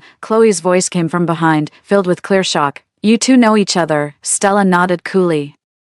"We're old friends." She turned to me. "Selena, my dad sent a car for me. Want to ride together?" Under Chloe's incredulous gaze, I slid into the luxury car belonging to Stella's family. In the rearview mirror, I caught Soren's pensive expression and Chloe's contorted face. Stella's return completely derailed Chloe's plans. As the daughter of the school board chairman, Stella held even higher status at school than Chloe did. What annoyed her even more was how openly Stella flaunted our friendship. "Selena, you absolutely must come to my birthday party next week," Stella announced loudly in the cafeteria during lunch break one day. The surrounding classmates all looked astonished. The people at Chloe's table looked even more displeased. "I might." "No refusals." Stella pressed a gold-embossed invitation into my hand. "Dad specifically asked me to invite you." The invitation read Songgroup Eris's 18th birthday celebration. In my past life, this party was Chloe's moment to shine, and I wasn't even invited. "Thank you," I said, accepting the invitation while catching Chloe storming off out of the corner of my eye. After school, I was coincidentally informed by the student council that I had to stay behind to organize files. In the empty student council office, I soon realized the door had been locked from the outside. Rain started falling outside the window. "Looks like someone wants me to miss the last bus." I let out a cold laugh, took out my phone, and dialed Stella's number. 10 minutes later, Stella's family car pulled up in front of the academic building. "Chloe is really going too far," Stella said angrily in the car. "Selena, you need to be careful." "It's fine." I gazed at the rain-streaked window. "She can't hurt me." On the day of my debutante ball, I showed up at Stella's mansion wearing the sky blue gown she'd given me. In my previous life, Chloe had accidentally spilled red wine on this very dress, turning me into a laughingstock. "Selena," Stella came running over and hugged me. "You look absolutely stunning." The guests were whispering among themselves, clearly taken aback by my presence. In the crowd, I spotted Soren in a crisp suit, his gaze fixed intently on me. "Selena," a familiar voice made me freeze. Monica stood nearby, her eyes wide with shock. "What are you doing here?" "Hello, Auntie Lynn," I said with a polite nod. "I'm Stella's friend." Monica's expression instantly darkened. Just then, Chloe walked over in a white gown, looking like a Pure angel. Mom, let's go see Uncle Song. She linked arms with Monica and shot me a challenging look. As the party reached its peak, Stella prepared to blow out the candles and make a wish. Chloe kindly offered to carry the cake, but as she passed by me, she suddenly slipped, sending the cake flying straight toward me. I had anticipated it and sidestepped just in time. The cake ended up splattering all over her own white dress, with cream splashing everywhere. Ah, she screamed. A wave of murmurs swept through the guests. Stella shot her an icy glare. Watch your step, Chloe. 7. Monica rushed over and shielded Chloe. It was an accident, really, I said softly. Then how do you explain this? I pulled out my phone from the clutch and played a video. Chloe was practicing her slip and fall routine in the student council storage room, muttering to herself, "This time I'll make sure that bitch makes a complete fool of herself. I snuck into the school last night to film this in my past life. She used this exact trick to ruin my gown. Now I'm giving her a taste of her own medicine." Monica turned pale with rage. Fabricating video evidence is illegal, whether it's fabricated or not. A technical expert can easily verify that, I replied calmly. An awkward silence fell over the room. Just then, Soren suddenly approached me and said, "I can vouch for the video's authenticity. I happened to see Shin retrieving his forgotten book from the student union last night." He was lying, but why would he help me? The party ended on a sour note. As she was leaving, Monica whispered in my ear, "You think you've won? The game has only just begun." The day my college acceptance letter arrived, I officially moved out. With my full scholarship and savings from part-time jobs, I rented a small apartment near campus. "Selena, are you sure you don't want to room with me?" Stella asked with disappointment. "I need my independence," I said with a laugh, hugging her. "But we'll see each other all the time." I chose the business school, while Chloe coincidentally ended up at the same university, majoring in art. Soren went off to a prestigious university abroad. Before leaving, he came to me and said, "Wait for me to come back." I didn't respond. In this lifetime, love isn't part of my plans. College life was busy and fulfilling. Drawing on memories from my past life, I began developing a unique perfume. The Shin group from my previous life started with the perfume business, and I have those formulas memorized by heart. This is called Nirvana. I showed Stella the sample in our dorm. Top notes of bergamot and blackcurrant, middle notes of rose and jasmine, with base notes of sandalwood and amber. Stella gave it a test spray, her eyes widening in surprise. "This is incredible. It feels like being reborn." "That's exactly the symbolism," I said with a smile. During my sophomore year, I officially registered the company and launched the Nirvana perfume collection, thanks to the unique formula and promotions through Stella's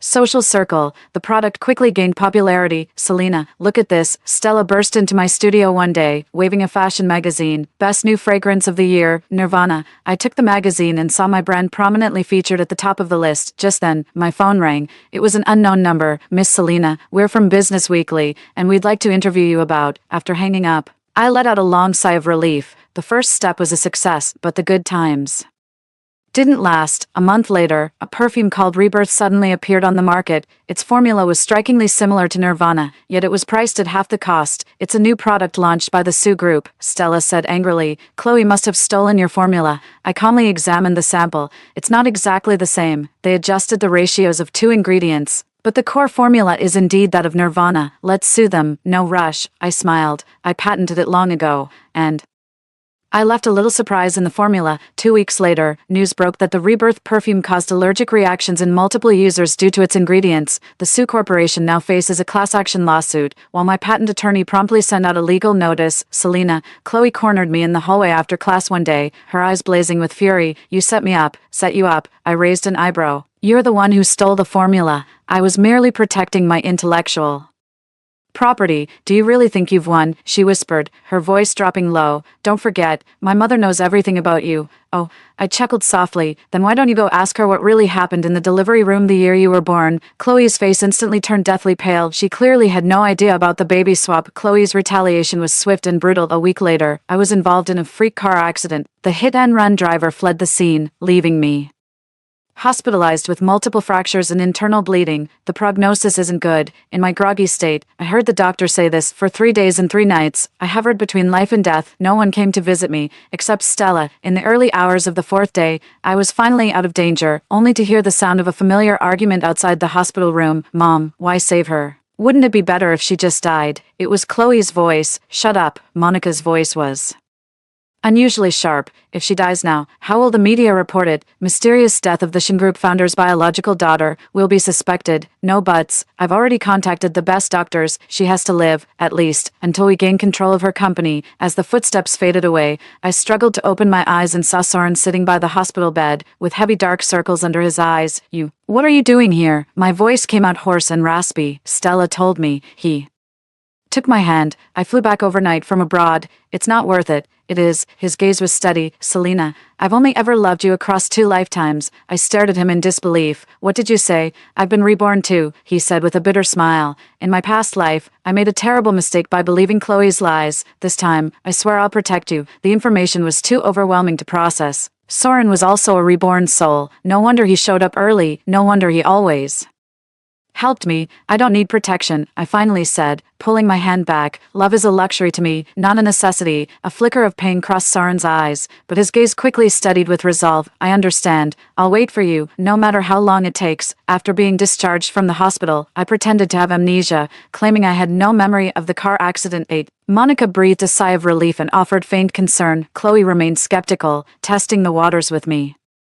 From time to time, I quietly accelerated the final steps of my revenge plan. At the 3rd anniversary celebration of Nirvana Perfume, I invited celebrities and media from all walks of life. Monica and Chloe were also on the guest list. I made sure Stella personally delivered their invitations to ensure they couldn't refuse. The venue was exquisitely decorated. The brand's development journey was playing on the big screen. I was delivering a speech on stage when Monica and her mother arrived in their finest attire. Today, along with celebrating the success of Nirvana, I have an important announcement to make. I glanced at Monica in the audience, and a sudden sense of foreboding came over her. The screen switched to surveillance footage from 20 years ago, a hospital delivery room where Monica watched, fully conscious, as a nurse swapped the wristbands of 2 newborns. The room erupted in an uproar. Monica shot to her feet. This is fabricated. The screen then cut to evidence of Chloe's repeated attempts to frame me, footage of her tampering with equipment in the school lab, audio recordings of her financial transactions with the surveillance video of her stealing the perfume formula, and the cruelest irony, I raised my voice, is that you, MS, Chloe, the slum girl you've always despised, is actually MS, Monica's biological daughter. While you are the child of her rival in love. Chloe turned deathly pale, while Monica shrieked hysterically, turn it off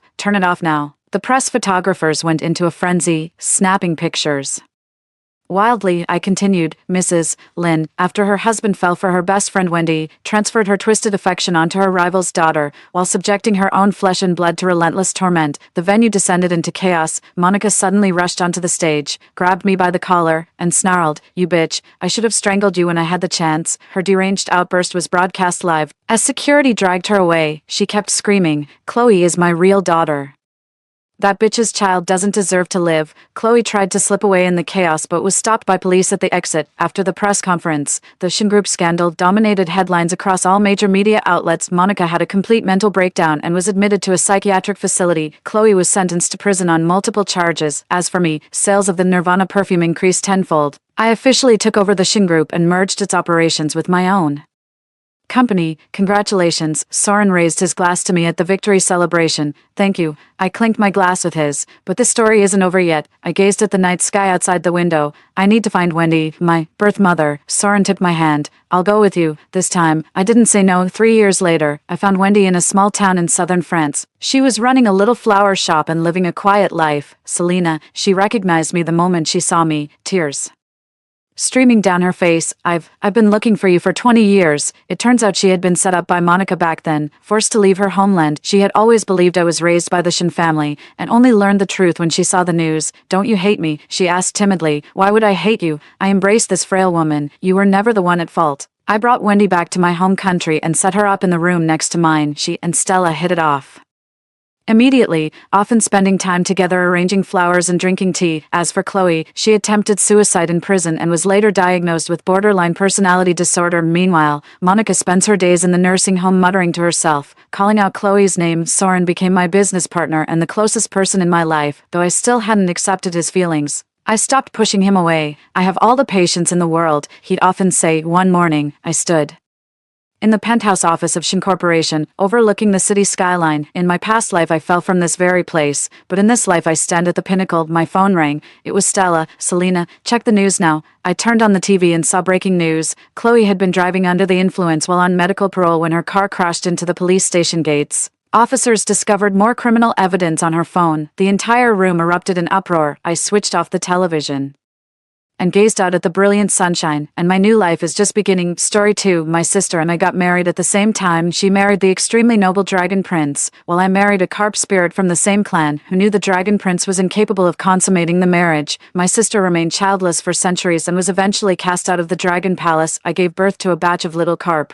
and when they came of age, my little carp actually leaped through the Dragon Gate and transformed into true dragons. I was bestowed the title of Mother of the Dragon by the Celestial Emperor, and moved to live in heaven with my child. My elder sister became extremely jealous. While I was visiting her, she murdered me with a dagger. When I opened my eyes again, we returned together to the day of our grand wedding. My sister sat inside my wedding palanquin, refusing to come out, adamantly unwilling to marry into the Dragon Palace. I turned around and entered the Dragon Palace's flower sedan chair. My elder sister wanted to become a celestial deity by giving birth, but she didn't know that life in heaven isn't that easy. When my sister refused to get out of my flower sedan chair, I realized she had also been reborn. I won't get out. I want to marry Cashin. Mother frowned outside the flower sedan chair. Lilac, have you lost your mind? Why would you give up a life of wealth and honor to marry a good-for-nothing from our own clan? Mother must have been so anxious that she lost her senses. I was still standing right there, yet she actually spoke her true thoughts aloud. At that time, she insisted I marry Cashin, saying that the Dragon Clan had too many rules, and since I was playful by nature, I would definitely be unhappy in the Dragon Palace, and that Cashin and I were most compatible. Yet now, my elder sister was determined. She beckoned Mother to come over and whispered something in her ear. Mother's expression gradually softened, though a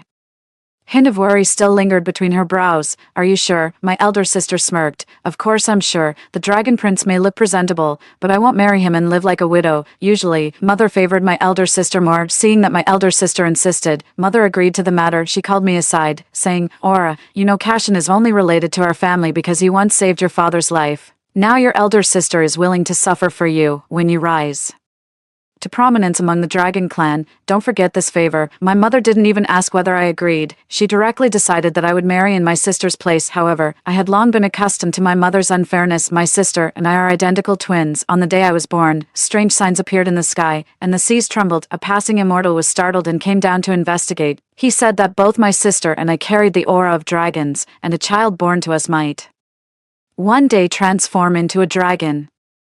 The news quickly spread, and soon the Dragon Clan sent envoys to propose marriage, saying the Dragon King intended for his prince to marry one of us. They say it's the Dragon Clan, yet now there are only 2 true dragons left in the Dragon Clan. One is the Dragon King, and the other is the Dragon Prince. Other dragons are either in heaven or died in the war from 10,000 years ago. The Dragon King's request for marriage is for the reproduction of the Dragon Clan, otherwise, they would look down on humble carp spirits like us. In the previous life, my mother sent my sister to marry into the Dragon Clan, but instead of gaining wealth and status, the Dragon Prince turned out to be infertile. The 2 of them remained childless for 100 years of marriage, and finally the Dragon King became furious and drove my sister out of the palace. As for me, who married Cashin, I gave birth to one brood after another of little carp. When the little carp came of age, they leaped through the Dragon Gate and became true dragons. The news spread to heaven, and the heavenly emperor was overjoyed. He honored me as the mother of dragons and welcomed me, Cashin, and our child to heaven. A person from the Dragon Clan has arrived. Someone reported from outside the door. Mother didn't have time to think much, and directly placed the veil over my head, pulling me toward the brightly lit floral sedan chair. At that moment, my older sister walked up beside me and whispered proudly, Aura, this time it's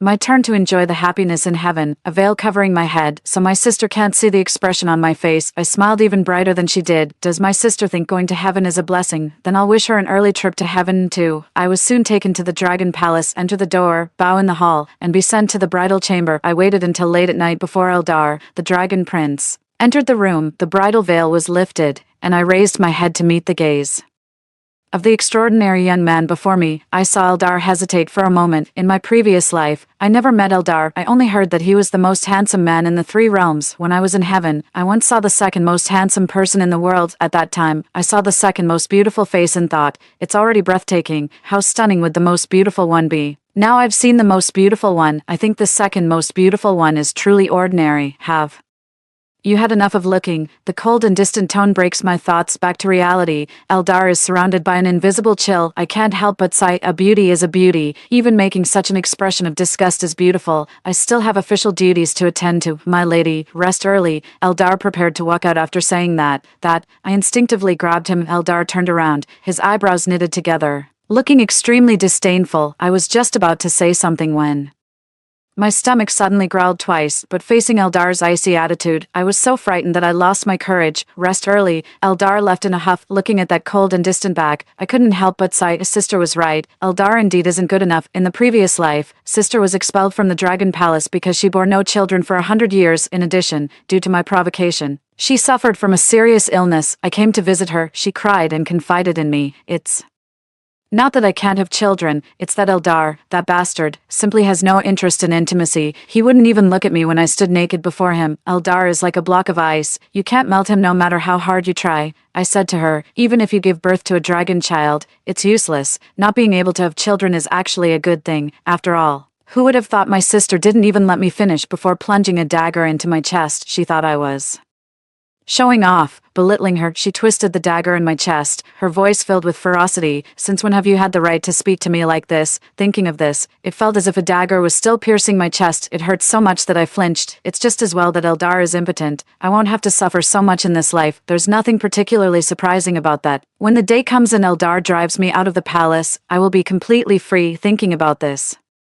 I became happy again. I got so happy that my stomach growled even more fiercely. Just as I was about to go out to find something to eat, the door was pushed open and two maids entered carrying 2 food boxes. Soon, the table was filled with dishes. I looked at the two of them with a confused expression. This was sent by the Crown Prince's orders to the little kitchen, and we are to serve you until you finish eating, said the maid Moira to me. It was actually him who had it sent. It seems that Eldar isn't as cold as he appears on the surface. After having the meal, I had a good nap. It's been a long time since I had such a good sleep. When I woke up, the sun was already high in the sky. I quickly got dressed and ran outside, where Moira guessed why I was in such a hurry and smiled upon seeing me. The Crown Princess certainly sleeps well. The Crown Prince came by several times but couldn't wake you, so he had to go to the Emperor alone to pay his respects. The sentence struck me like a thunderclap from Moira, and I stood there, at a loss for what to do. I overslept on the first day of meeting the Dragon King. Surely I'd be skinned alive and made into grilled carp. Moira laughed again and said, Your Highness, the Crown Princess needn't worry. The Emperor has already said that you must have been exhausted from last night, so it's only natural you slept so long. He won't hold it against you. I immediately felt a great sense of relief looking at Moira's relaxed demeanor. It seems the Dragon Palace isn't as cold and unapproachable as the legends suggest. I turned around and prepared to go back and wash my face. I heard Moira say to another maid, The Crown Princess sleeps so soundly. If only our prince could sleep this well someday. In the evening, Moira came to tell me again, Princess, the Crown Prince has official matters to attend to and told you to go to sleep first. I know this is an excuse. Eldar probably won't come tonight either. I nodded, and as Moira was about to leave, I called out to stop her. Under Moira's confused gaze, I took out a bottle. This is the Anchi pill I made, which helps with sleep. Please deliver it to the prince for me. I have been interested in medicine since childhood. Today, I heard from Moira that Eldar has trouble sleeping, and I saw that there is Anchi grass in the Dragon Palace, so I made pills according to the recipe of the Carp clan. Moira hesitates to take it. I poured out a pill and swallowed it in front of her. Moira took it then, and smiled at me, saying, I will certainly report the truth. 3. On the 3rd day after the wedding, it was the bride's return home day. Early in the morning, Eldar sent someone to tell me that he had something to do today and couldn't accompany me back. This was within my expectations. In his previous life, he didn't go back with my elder sister either. I had no choice but to go home by myself with the things. As soon as I walked in the door, I ran into my sister. It had only been a few days, but my sister was radiant, as if she had become a different person. She snuggled into Cashin's arms and acted coquettishly, but upon seeing me, her demeanor softened even further. Oh, little sister, how come you came back alone? Where is the Dragon Prince? I said. The prince has something to attend to, and he asked me to send his greetings to father and mother. What could be more important than accompanying his new bride on her homecoming? It seems he doesn't value you at all. My elder sister said with particular smugness, Look at Cashin, he always puts me first. My matters are the most important matters, I sneered. Eldar indeed cannot match my brother-in-law's leisure time. After all, one is the crown prince of the Dragon Palace, and the other is an idle nobleman with no position. According to the status of the Carp clan, Cashin is not worthy of my family. Unfortunately, that day he saved my father and used it as leverage, demanding my father to promise either my sister or me in marriage to him. Otherwise, a person like him would never reach the level of our family. My older sister's face fell instantly upon hearing these words. She raised her hand and came toward me to strike. Aura, after marrying into the Dragon Palace just a few days, you've grown so bold that you dare to mock my husband. I'll teach you a lesson today. Before her slap could land, I directly grabbed her hand. Lilac, it was clearly you who provoked me first. You dared to stop me. What's going on? Why did you start fighting as soon as you saw each other? The mother walked out of the house and scolded them. I let go of my sister's hand, and she immediately ran to our mother to complain. Mother, look at her. She's only been married into the Dragon Clan for a few days, and she's already acting so arrogant. Mother frowned and glared at me. Aura, if you want to act like a princess, go do it in the Dragon Palace. The G family won't tolerate your attitude. Here we go again. From childhood to adulthood, no matter who is right or wrong between my sister and me, my mother always took my sister's side. I remained silent. The person behind me brought the gifts I brought for the wedding back into the house. Seeing only 2 boxes, my mother's expression became even more unpleasant. You're married to the crown prince of the Dragon Clan, yet you brought back such a meager amount of gifts. My older sister chimed in. Right, this is truly too stingy. Sister, have you never seen fine things? Or are you simply not favored? I heard that the prince slept in his study for 3 days after your wedding. Sister, don't tell me you're still a virgin. After saying that, my sister burst into laughter directly. Mother, however, turned her face dark with anger, slapped me straight across the face. Useless girl, you were given a chance, yet you couldn't grasp it. What good is marrying into the Dragon Clan if your husband doesn't return with you and the wedding gifts are so few? You're bringing shame to the G family. My face immediately stung. Painfully, I was just about to say something. A cold voice rang out from behind. The Dragon Clan is thousands of miles away from the Carp Clan. How did you know I haven't slept with my wife for 3 days? Have you planted a spy in my Dragon Palace? I turned around. Eldar walked in from outside. He was wearing casual clothes today and holding a fan, looking noble and handsome, a look of golden and jade-like quality. Eldar walked up beside me and put his arm around my waist. His palm was warm as he whispered to me, My lady, I was merely asleep a little longer. Why did you return on your own, and with such a small gift? After speaking, Eldar snapped his fingers. A dozen guards began carrying boxes inside from outside. At the same time, a young servant ran into the house. Madam, the gifts brought by the Crown Prince are stretching across 2 streets. What should we do since the backyard can't hold them all? For Mother looked at Eldar and the gifts he brought, her face instantly softening.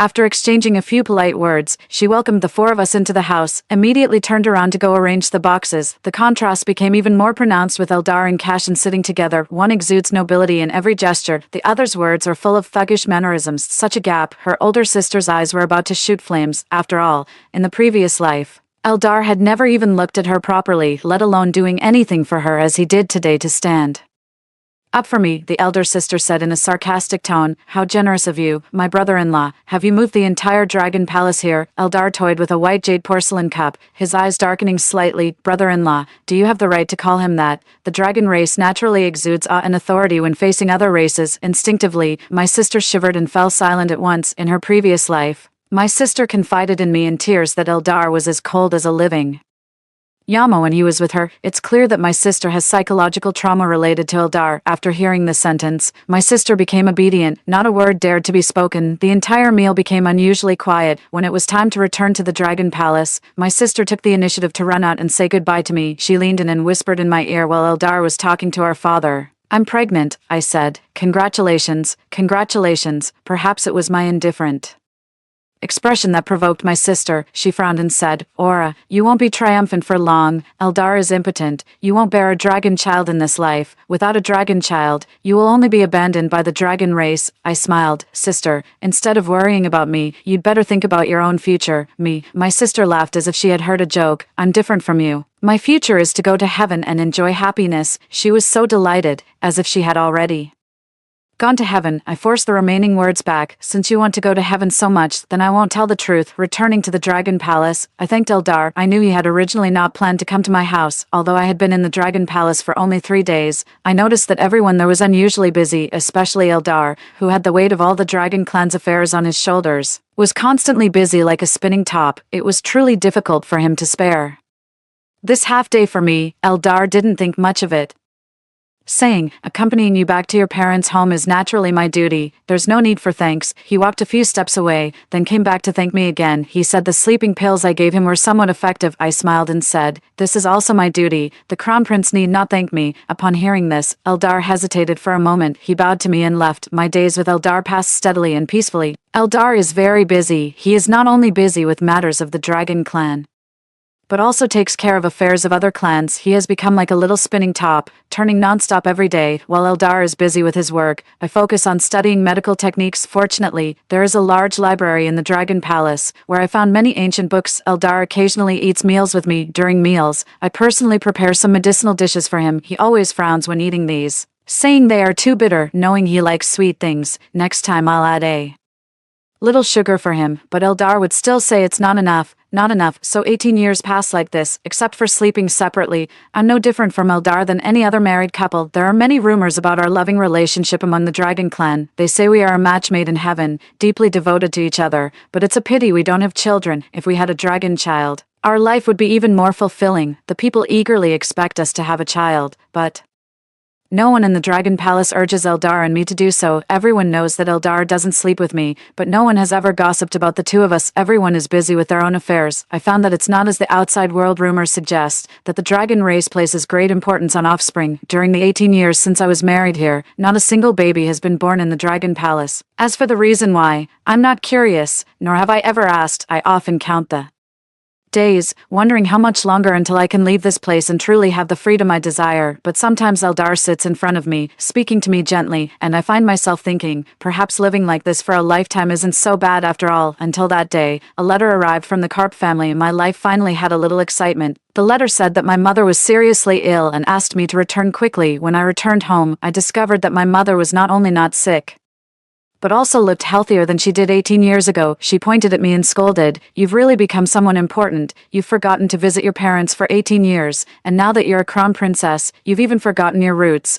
But she no longer realized that I was no longer that little girl. After she finished scolding me, I coldly said, "In the past 18 years, haven't you and my father also never come to see me, not even a letter?" In response to my rebuttal, my mother put her hands on her hips and raised her voice slightly. "It has always been the children's responsibility to visit their parents. When have you ever seen parents go to their children's homes first?" I emotionlessly called her out. "But for the past 18 years, Mother has visited my older sister every month." "Mother, there's no need for us to pretend anymore. You don't really want me to greet you. You just want an excuse to scold me. In my previous life, even though I lived very close to my mother, she never stepped into my home. My child has given birth again and again, yet she never sent anyone to check on me. Despite the Dragon Palace being so far away, she visits her sister every month. After learning about Eldar's condition, she hurriedly sought doctors and miraculous pills everywhere, having lived in the Dragon Palace for so many years. I also once hoped that my mother would come to see me at first, not even once. However, 18 years have passed, and all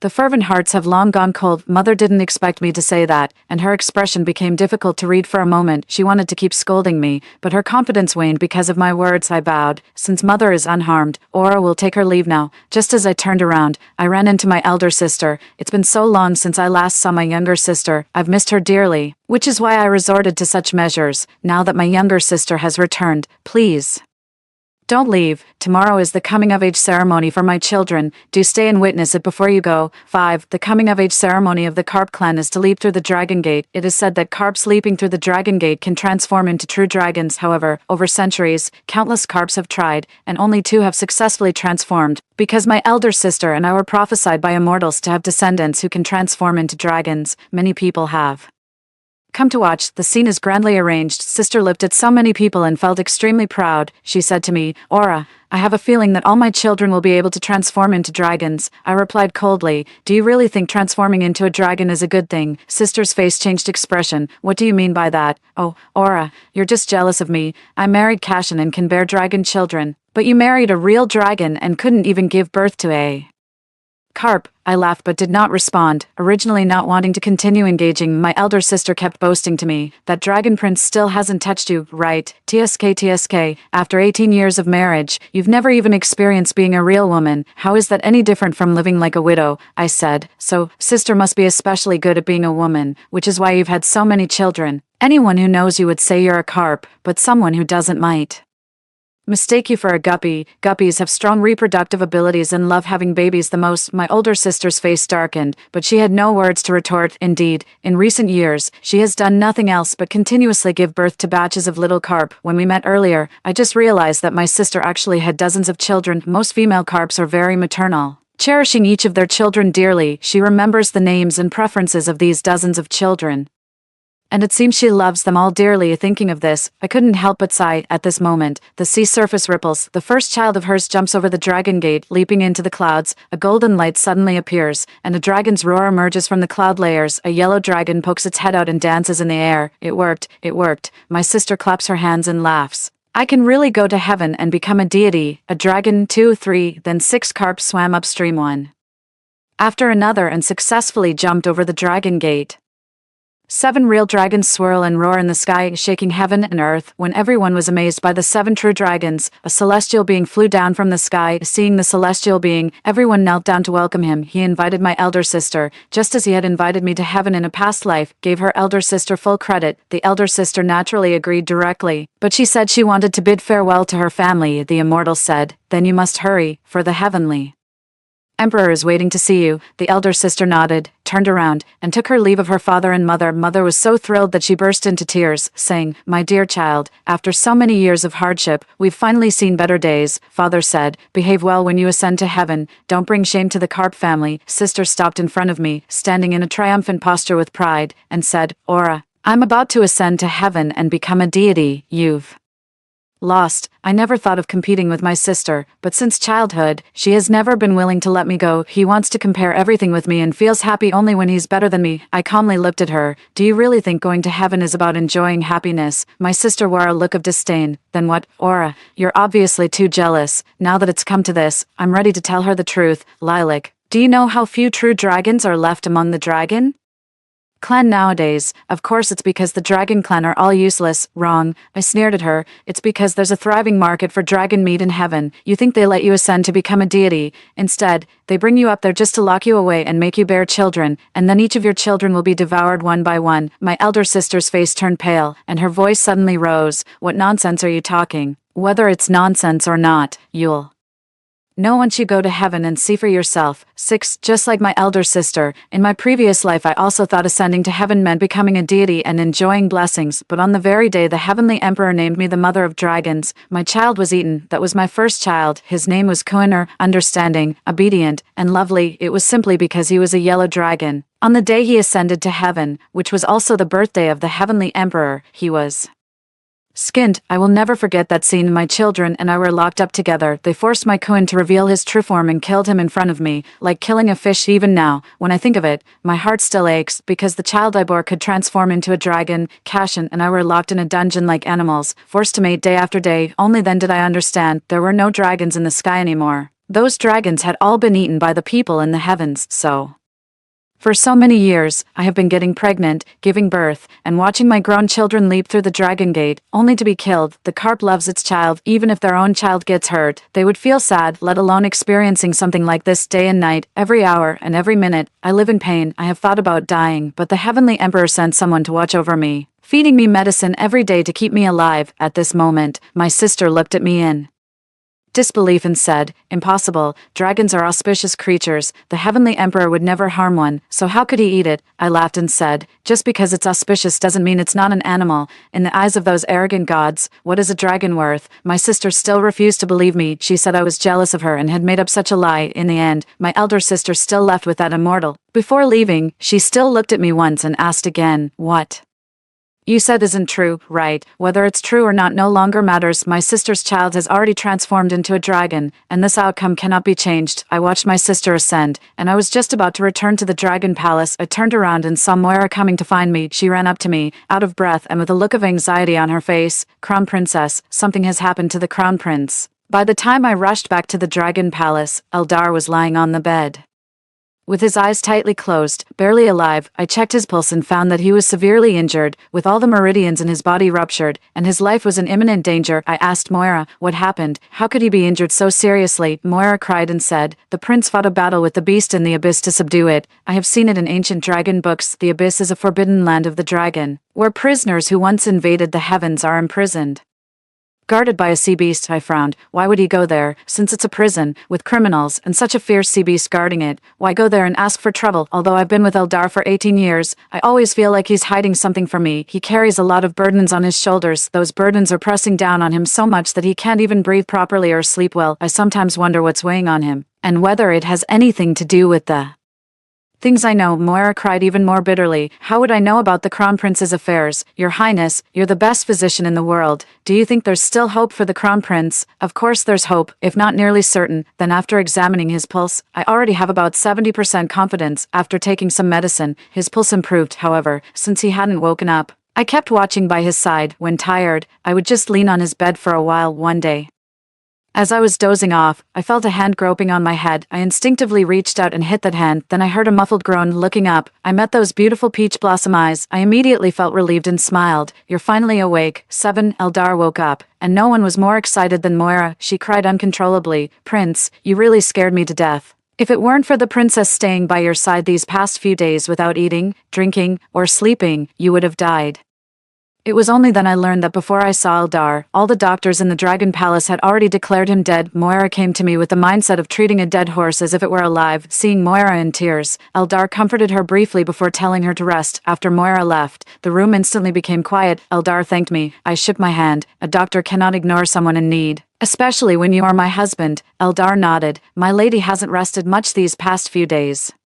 It's getting late. You should rest early. Indeed, I haven't slept much these days. My body is extremely tired. I stretched lazily and then went to bed. Seeing me go to bed, Eldar's ears suddenly turned red. My lady, what are you doing? My lord, we've been married for 18 years and have never slept in the same bed. I directly pointed out the matter. After Eldar played house with me, I played with him, but feelings can't lie. When I returned from the Carp tribe and saw him lying on the bed, barely alive, I felt like I was suffocating. It was only then that I realized I had long fallen in love with him, so I'm not pretending anymore. I hope he will be honest with me. Eldar's face turned red too. Eldar, we've been together for 18 years. I don't believe you don't like me. We are a married couple. I can shoulder anything with you. I'm willing to bear whatever burdens you carry. Please don't push me away. I spoke from the bottom of my heart. Slowly moving closer to him, Eldar's pupils trembled, his face filled with disbelief. I saw him gripping the blanket tightly with both hands. Extremely nervous, I was even more nervous than he was. In the entire room, only the rapid heartbeat of the two remained. I kissed him first, I kissed his lips, and he responded to me. Then the next step, another step, until I was left with only an undershirt. Eldar seemed to awaken instantly. He suddenly pushed me hard. A patient doesn't have much strength. I was still pushed away, Eldar said anxiously. No, I asked. What do you mean no? Eldar's face changed, and he pointed at the door. We can't. Please leave. I was stunned and asked, are you kicking me out? Eldar nodded. Yes, I don't want to sleep in the same bed with you, nor do I want to do anything with you. Just leave. His expression suddenly changed. I moved closer and asked if he had any hidden difficulties or reasons. Eldar said coldly that there was no.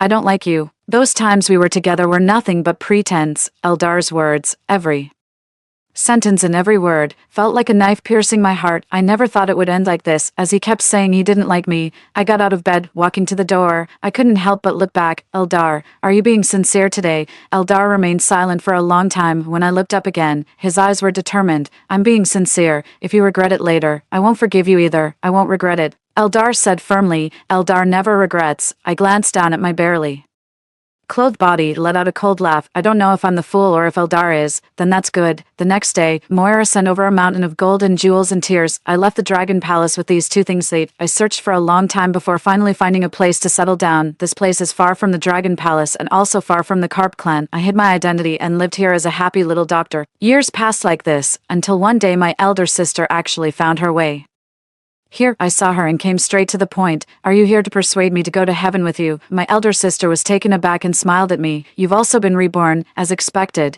In my previous life, my body was drained due to years of childbirth. In the last pregnancy, I even gave birth to my own uterus. This marks the end of my days of giving birth to a dragon child for the Tion clan. I thought the Tion clan would grant me a quick death, but instead, upon hearing that the child I had with my sister could transform into a dragon, they sent me down to bring my sister up to heaven. At that time, I made up my mind that when I saw my sister, I would tell her everything and then fight for her life with all I had. But before I could reveal the truth, I was already killed by my sister, Aura. This time I came down to take you to heaven to enjoy blessings. My sister's words interrupted my thoughts. Looking at her worn-out appearance from suffering, I asked, since you already know, I have been reborn, why bother saying such formalities? It must be the Heavenly Emperor sent you to take me up there to bear children. My sister's face darkened. Aura, seeing how I am now, are you pleased? I sighed. We're sisters after all. If you're suffering, of course I wouldn't be willing either. Unwilling. Sister flew into a rage. You've got some nerve saying that. If you had told me the truth earlier, told me what becoming a dragon really meant, would I have ever forced my children to leap over the dragon gate? They wouldn't have ended up like this. It's you, Aura. You killed my children. You did this on purpose to get back at me. After all, they were her own flesh and blood. When the sister mentioned them, she burst into tears like rain. Her pained expression reminded me of myself in my previous life. It seems the pain I endured has fallen on her in full force. I calmly watched her break down. Shouldn't I take revenge on you? In my previous life, I came to save you, yet you killed me. I told her, Lilac, I did it on purpose. I wanted to see you suffer this inhuman torment. I wanted you to feel unbearable pain, and only then did I feel satisfied. The older sister looked up again. Even if that's the case, what can you do? You'll never escape. Do you think I came alone? Of course, I knew the older sister wasn't alone, but I also knew this day would come eventually, so I had already planned an escape route for myself. It's just a pity that I underestimated those people from the Tion clan. On the second day after I ran away, I was caught. They took me to the Tion clan. They locked me in the same cage where I was imprisoned in my previous life. When I was pushed inside, my sister was sitting in a corner. In another corner, Cashin has already gone mad. Every day the older sister watches her child being eaten, and Cashin is no different. Cashin had already gone mad by the second month after being locked up. A person may go mad, but their ability to reproduce remains. The older sister laughed out loud. Aura, run again. No matter how hard you try, in the end, you still end up the same as me. I stared at her directly and asked, what do you gain by having me caught? It doesn't hurt me either. The older sister, already mad, replied, my life has been ruined by you, so yours must be ruined too. That's only fair. I glanced up at the prison door, wondering if I could find any loophole. Sister misunderstood something and said, what are you looking at? At this point, you're still thinking someone will come to save you. Who do you think will save you? Eldar, I heard the two of you are very much in love, I said. I never rely on anyone to save me. I can save myself. Sister chuckled softly, almost as if talking to herself. Even if we were devoted to each other, what difference does it make? You were still driven out of the Dragon Palace by Eldar. Just like me. Oh, right. You haven't experienced the taste of a man yet. Sister will be generous today and give you a complete life. Hearing that, my heart sank. I saw my sister walk over to Cashin and say something to him. Cashin looked up, his eyes lighting up when he saw me. The older sister patted him on the shoulder. Go on, Cashin, sleep with her, and we'll be free. Cashin stood up and came straight toward me. I took 2 steps back. You shouldn't come over here. But how would Cashin listen to me? Cashin lunged straight at me and pinned me beneath him. I smelled a strong, unpleasant odor coming from him. Saliva dripped onto my neck. I closed my eyes. Just as I thought it was all over, I only heard a loud noise. Cashin was pulled away by a force. I opened my eyes again. Eldar, clad in armor, stands before me. 9. No one expected that Prince Dragon Eldar, upon hearing of my capture, would resolutely lead an attack to the Heavenly Court. Everyone says that Eldar is deeply devoted to me, a true romantic at heart. It was only then that people realized how deeply the Sky Clan had oppressed the Dragon Clan, and finally understood that there were no dragons in the sky anymore. The initial war was also a scheme of the Sky Clan. They used this as an excuse to suppress in the abyss those dragons who wanted to resist them and expose the truth. It was Eldar who rescued those dragons. Everyone is cursing the Tianzu, and Eldar has become the new Tian Emperor. No, rather, it should be said, the Dragon Emperor. Only I know that Eldar didn't do it for me. These armies, uniting all races to fight against the Tianzu, were part of Eldar's plan for many years. It's also the burden he has carried for so many years. After everything settled down, Eldar asked me if I was willing to return to him. I refused. Eldar, I've told you before, if you regret it, I won't forgive you either. I reminded him of this. Eldar frowned. Aura, I had no choice at that time. Since the mission is not yet accomplished, I don't want you to take risks with me. I nodded. I understand you, but I still won't agree. Why not? Eldar pressed insistently. I truly mean it when it comes to you. I know, I had thought of everything. Eldar doesn't want me to take risks. He can't give me promises or a future, so he just decides not to give anything at all. Yet he can't control his feelings. I know everything, but what I want is a husband who is honest with me, someone I can face risks with. I insisted on leaving. Eldar couldn't stop me, so he let go. Before leaving, I went to the heavenly prison to see my sister. Eldar was originally going to set his elder sister free that day. Something must have triggered the elder sister. As she tried to assassinate Eldar with a dagger, Eldar sent her straight to the heavenly prison. Seeing me, the elder sister sneered. You're here to show off, aren't you? I've come to say goodbye to you. I'm leaving here and won't be able to prepare your body for burial. Leaving? You're kidding, right? Aren't you going to become the Queen of Heaven? Are you really willing to give that up, Aura? You really have great abilities. In my previous life, I tried everything I could, yet Eldar never even looked at me, but you easily gained his love. The elder sister laughed and said, but what can this man do after becoming the Emperor of Heaven? He still can't be a real man. Only then did I begin to understand how much your sister hates Eldar. I exhaled. Do you really think Eldar is incapable of intimacy? Haven't you figured it out yet why Eldar doesn't share a bed with you? Why he sent you out of the dragon palace? Her smile froze on her face. I guess your sister isn't unable to understand. She simply dares not think about it. All of their kind will be consumed. So how dare the Eldar have children? He bears the revival and fate of his kind. So how dare he have offspring? Leave yourself with flaws. He wants to rebel against the Tion clan. He must sit in this supreme position to protect his people. I don't know how Eldar felt about my sister in the past life, or if he ever had feelings for her, but I know Eldar is an exceptionally good person. I didn't tell my sister anything else. Assassinating the Heavenly Emperor is a grave crime. My sister won't live much longer. I was ready to return home and continue being my family's doctor, but I didn't expect that. Less than 2 years after returning, Eldar knocked on my door. He stood outside the door holding a jade fan. Just like that day when he returned through the heavenly gate and descended from the sky to my side. Hello, I'm your new neighbor. May I get to know you, the end. Story 2. My boyfriend has been reborn. In his previous life, he bought a lottery ticket that was just one number away from winning 20 million. Unexpectedly, he encountered a disaster. My boyfriend and I soon froze to death at home after being reborn. He plans to trick me out of some money and kick me out, but he doesn't know that he has a habit of talking in his sleep. And I heard his entire plan in one at 5 in the morning. My boyfriend Leaf was still sound asleep. I have already gotten up and am washing up, looking at myself in the mirror, a bit haggard from not sleeping well. I remembered the dream talk I heard Leaf say last night. At first, he just said a string of numbers, but strangely, he insisted that I must remember it and repeated it several times. I secretly took out my phone and wrote down that string of numbers, planning to ask him about it when I wake up tomorrow. I didn't expect that I am truly the child of destiny. Heaven is favoring me. I couldn't help but chuckle. He must be having another episode of his delusions. What I didn't expect was that he immediately said, I want to buy a down jacket and food, and on the day before the disaster, I will pick up my Maeve and my mom, and then I will kick this woman Freya out. My heart sank. I asked myself, after being so devoted to Leaf for these years, taking care of him like a mother, he actually wants to kick me out. Moreover, Maeve isn't Maeve Leaf's adopted daughter, but from what Leaf said, their relationship seems more than just that. I couldn't think much more, and I started thinking again about what Leaf had just said. The catastrophe. I cautiously asked, what catastrophe? I didn't expect Leaf to actually start talking in his sleep. Half a month later, the extreme cold. It's the extreme cold. It's okay. I already know the lottery jackpot number. I won't freeze to death. I looked at the string of numbers on my phone screen, which must be the lottery number Leaf was talking about. Leaf muttered again, that bitch Freya. I listened carefully, and Leaf continued, it's just asking her to spend a little time with Soren, and she could get a down jacket. She didn't go, and if she wasn't so strong, I would have forced her to go. He actually treated me that way in his last life. All right. I looked at Leaf's sleeping face and felt a wave of nausea. I continued to ask, what is your relationship with Maeve? Maeve is my first love, the woman I have loved the most in this life. I was completely heartbroken.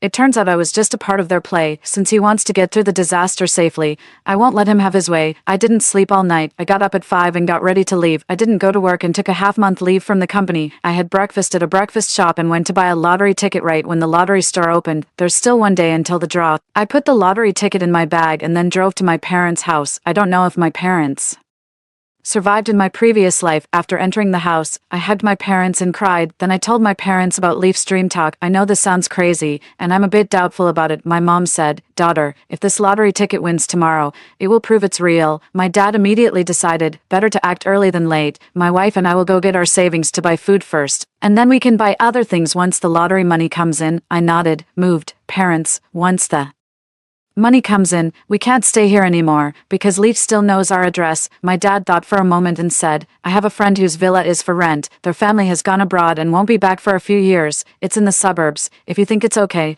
I'll go rent it. After I clarified the location of the villa, I nodded and said, that place isn't too crowded. Dad, you go ahead and rent it. I still have some money, just enough to renovate it. After saying that, I added, You guys should buy some food and water and put them in the villa. My parents nodded and went to find a friend to learn more about the villa, too. I returned to Leaf's house. Leaf was still sound asleep. I couldn't help but laugh at myself for being so blind to like him. He is both incapable and lazy, has no savings at all, and relies on me to support him every day. After waiting a while, Leaf woke up. As soon as he woke up, he complained to me, "Why didn't you wake me up earlier? I slept all the way until the afternoon." I found it quite funny inside, but I didn't show it on my face. "I saw you sleeping soundly, so I didn't wake you. What's wrong? Do you have something to do?" Leaf seemed a bit nervous. No, it's just that my good buddy's birthday is today, and I need to go celebrate it with him. Do you want me to go with you? No, it's fine," Leaf hurriedly said. "Everyone else isn't bringing their girlfriends, so it wouldn't be good for me to bring one alone." After saying that, he was afraid I would ask more, so he quickly said, "I have to go now. Hey, I heard you say a string of numbers while you were sleeping yesterday. I wrote it down. What does it mean?" Leaf's expression instantly panicked. "Where did you write it down? It doesn't mean anything." I took out a piece of paper. "Here you go. I wrote it down just in case you might need it." Leaf took the paper and hurriedly left. After Leaf left, "Tomorrow I'll find a renovation team. I want to turn the villa into a solid fortress to spend the apocalypse with my parents." In the evening, after Leaf came back, he looked radiant. I pretended not to see. I kept an eye on his expression, and suddenly he unintentionally revealed a smile. "Well, I guess this scumbag is up to no good again." Sure enough, he came over and called me, "Wife, I want to discuss something with you." "Go ahead." Leaf pretended to be troubled. "Today I'm going to a party with them. You remember my college classmate, Archer?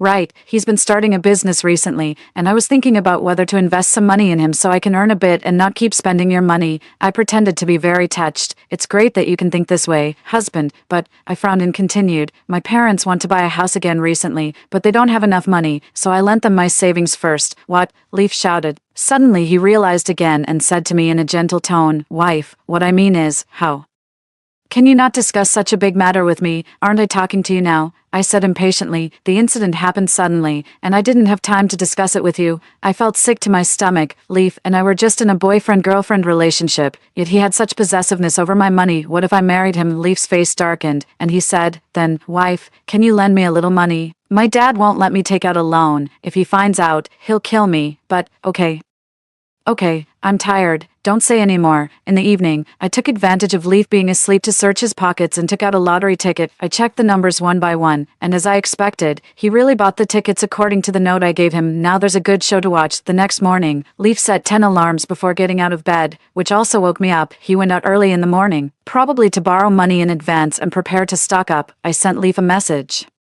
saying that the company wanted me to go on a business trip and that I would be back in 13 or 14 days. After sending it, I went downstairs. Meow, a stray kitten in the neighborhood ran towards me. I often fed it, and unexpectedly, I developed feelings for it. However, Leaf has never liked small animals, so to take care of his feelings, I didn't bring it home. Now, I picked up this little kitten. From now on, you will be called Jojo, and you will live with me and my parents. I went to the car rental and rented a truck, then drove to the villa rented by my parents. The villa is located in the suburbs, surrounded by desolation. This is also good. The greatest test in the apocalypse is human nature. The farther we are from the crowd, the safer we are. I found a construction team to reinforce the walls and roof of the villa to prevent the roof from collapsing due to heavy snow and extreme cold. I also raised and reinforced the walls of the villa's yard and installed an electric fence.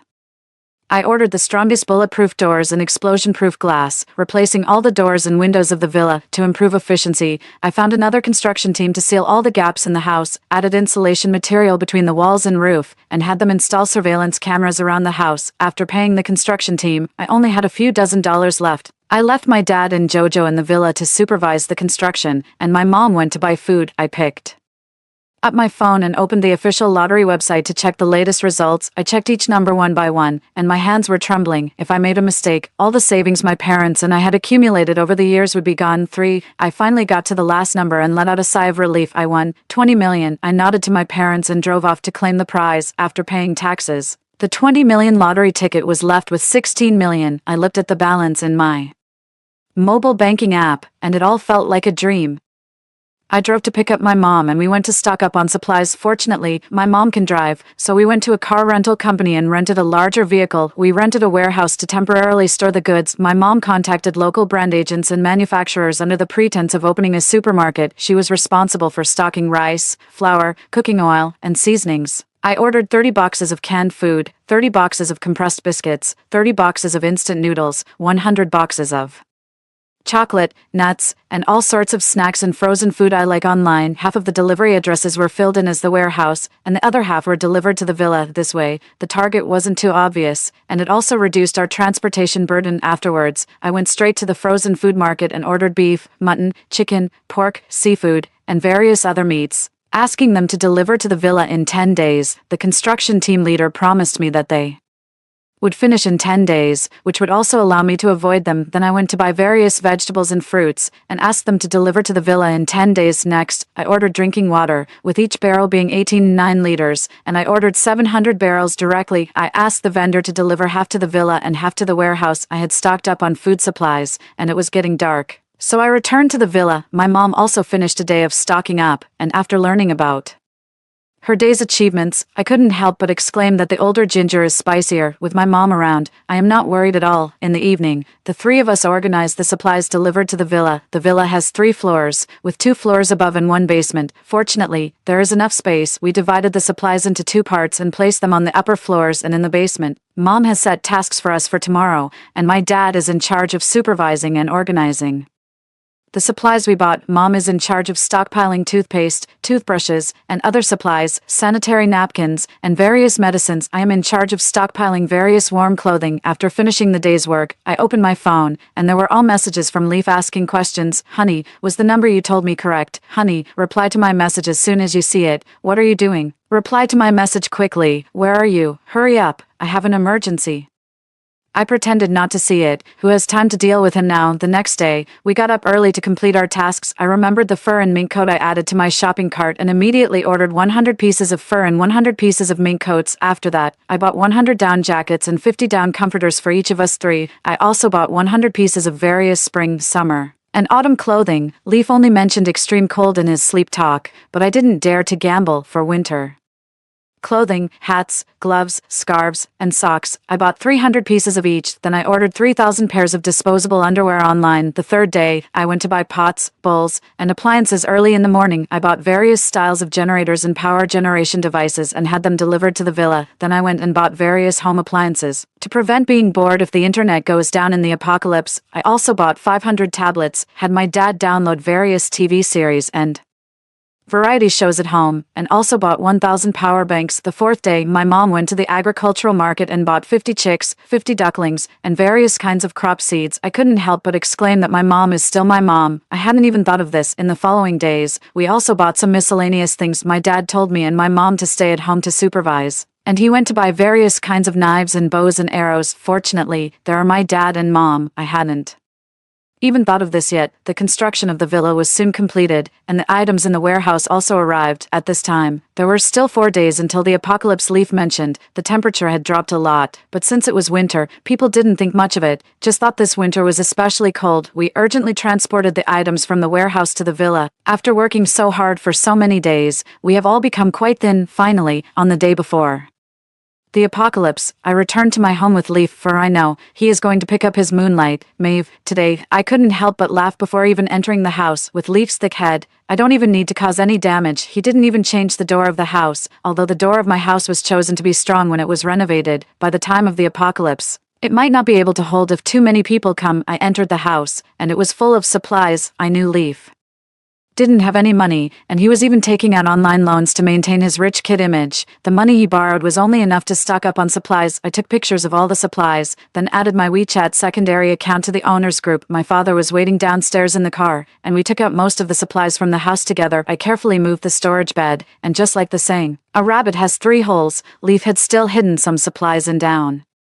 jackets inside. I specifically bought some low-quality Feisty down jackets and replaced the ones Leaf had hidden. Before leaving, I also secretly installed cameras in some hidden places in the house. I was really curious about how they would cope without supplies. I returned to the villa, opened a secondary account on my phone, and logged onto the social media platform to remind people that the weather was unusual recently, and it was best to stock up on supplies if possible. Then I logged out and Never looked back. I opened the monitoring software on my phone. After Leaf picked up his mom and Maeve and went home, he hadn't even had a chance to eat a bite when he discovered that most of the supplies in the house were missing. Leaf cursed and said, "It must be Freya, that scumbag woman." Leaf's mom started cursing. "Son, I told you that Freya wasn't a good person, not taking care of you at home. Always thinking about showing off outside." I was so speechless after hearing what Leaf's mom said. "If I don't work, your son would have been starving for years." Leaf couldn't think much, because tomorrow was the polar cold apocalypse. He opened his phone, and the balance in his phone was 0. He searched his entire body, and only found 2 coins. He then asked Maeve, "Maeve, you believe me, tomorrow is really the polar cold apocalypse. Please lend me some money." Maeve was doubtful, and transferred 3,000 yuan to him from her phone. "Leaf, you know I don't have much money saved. I only have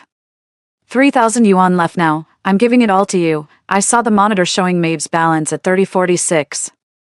3 yuan, and couldn't help laughing wildly. The two of them are truly a perfect match. Leaf went to ask his mother again. His mother looked embarrassed. After all, when Leaf had brought her here, he had said it was for her to enjoy, and she had been drained of her savings over the years. Where would there be any money left? Leaf understood his mother's meaning, and didn't press them anymore to keep giving money. He turned and went out, going down to the supermarket after a long time, when his mother had already went to sleep. I saw on the surveillance camera as Leaf came back with a big bag. He took the things out of the bag. There were food, drinks, and contraceptive supplies. He took them out while complaining. "Why was there so many people in the supermarket today? I barely managed to get these things." Maeve hit his chest in embarrassment when she saw the things he took out, half pushing and half accepting. I went into the room with him. I turned off the monitoring software, suppressing the urge to scold myself for having raised such a man for 5 years. However, I noticed what Leaf said. "It seems that the post I made with my alternate account had an effect. That's good. I am not a saint, but I also cannot stand by and do nothing." Soon, I gathered my emotions and prepared to have lunch with my parents. We are having hot pot tonight, and watching my dad prepare the sauce for me and my mom cooking the meat. I couldn't help but feel a lump in my throat. The steaming heat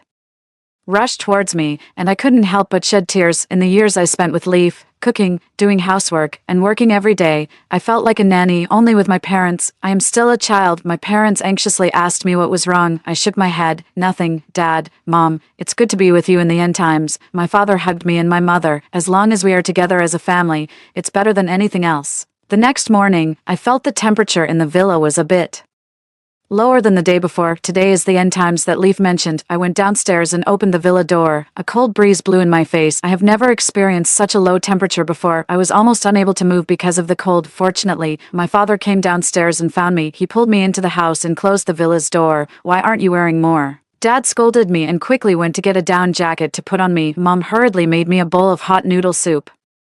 After finishing a bowl of hot noodle soup, I finally felt like I had recovered. It seems that the apocalypse has really come at this moment. Dad took out a radio and adjusted it. A clear and powerful voice came from the radio. "Residents, please prepare your supplies in advance, including but not limited to food, drinking water, and daily necessities, to ensure that basic living needs are met. The government will also arrange for relevant rescue efforts. Please believe that winter will eventually pass, and we look forward to the arrival of spring." I was originally a bit confused about the future, but at this moment, I felt more determined. Winter will eventually pass, and spring will definitely come. My parents and I agreed to start exercising from today, for 3 hours every day, to strengthen our bodies. I looked at Jojo and patted its head. "You can't fall behind either." Jojo meowed once, and gave me an annoyed look. "After all, we don't know how long the apocalypse will last." I went to check on the chicks and ducklings my mom bought. Listening to their chirping sounds, I felt a sense of vitality. I had lunch and ate the braised pork with rice my mom made. The braised pork was bright red, not greasy, and melted in my mouth, and it was even better with rice. I ate 2 bowls of rice, got full, and took a walk around the villa to digest, then went back to my room. I picked up my phone and found that Leaf had called me several video calls. It seems they too have been cozying up and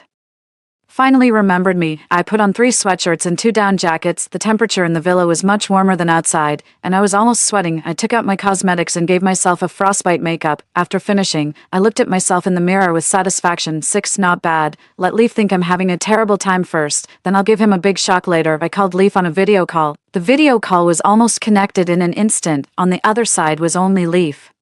Wife, where are you now? Did you take the things at home? When Leaf said the word wife, I heard a faint cough from a woman on the other side. Well, the little lover is not happy. I pretended to be very panicked. Honey, I'm still at the hotel on a business trip. It's so cold here and I'm so scared. When Leaf heard that it wasn't me who took the things, he couldn't help but laugh. Honey, what's wrong with you? Leaf pointed the camera at his stockpiled supplies. Do you see that? I looked at the video of the pitifully small amount of supplies, which wasn't even 1/10 of what I had stockpiled, and it was embarrassing to show off, but I still pretended to be surprised. Honey, you're so amazing. I'll go home right now. With these things, we'll definitely make it through the winter. You little prostitute. You still want to use my son's supplies. I'm telling you, no way. Leaf's mother's big face was pushed onto the screen. Leaf laughed mockingly. How shameless you are. Still wanting to use my supplies, he pointed the camera at himself and Maeve. All of this is for my Maeve. Maeve shyly hit his chest. Shameless. Then, Maeve turned to me again and said, if it weren't for the house, Leaf wouldn't be with you. You don't know, do you? Leaf told me that every time he sees your face, he wants to throw up. After saying that, Maeve covered her mouth and giggled. Leaf smiled indulgently at Maeve and continued, from now on, I will send you pictures of the meals we eat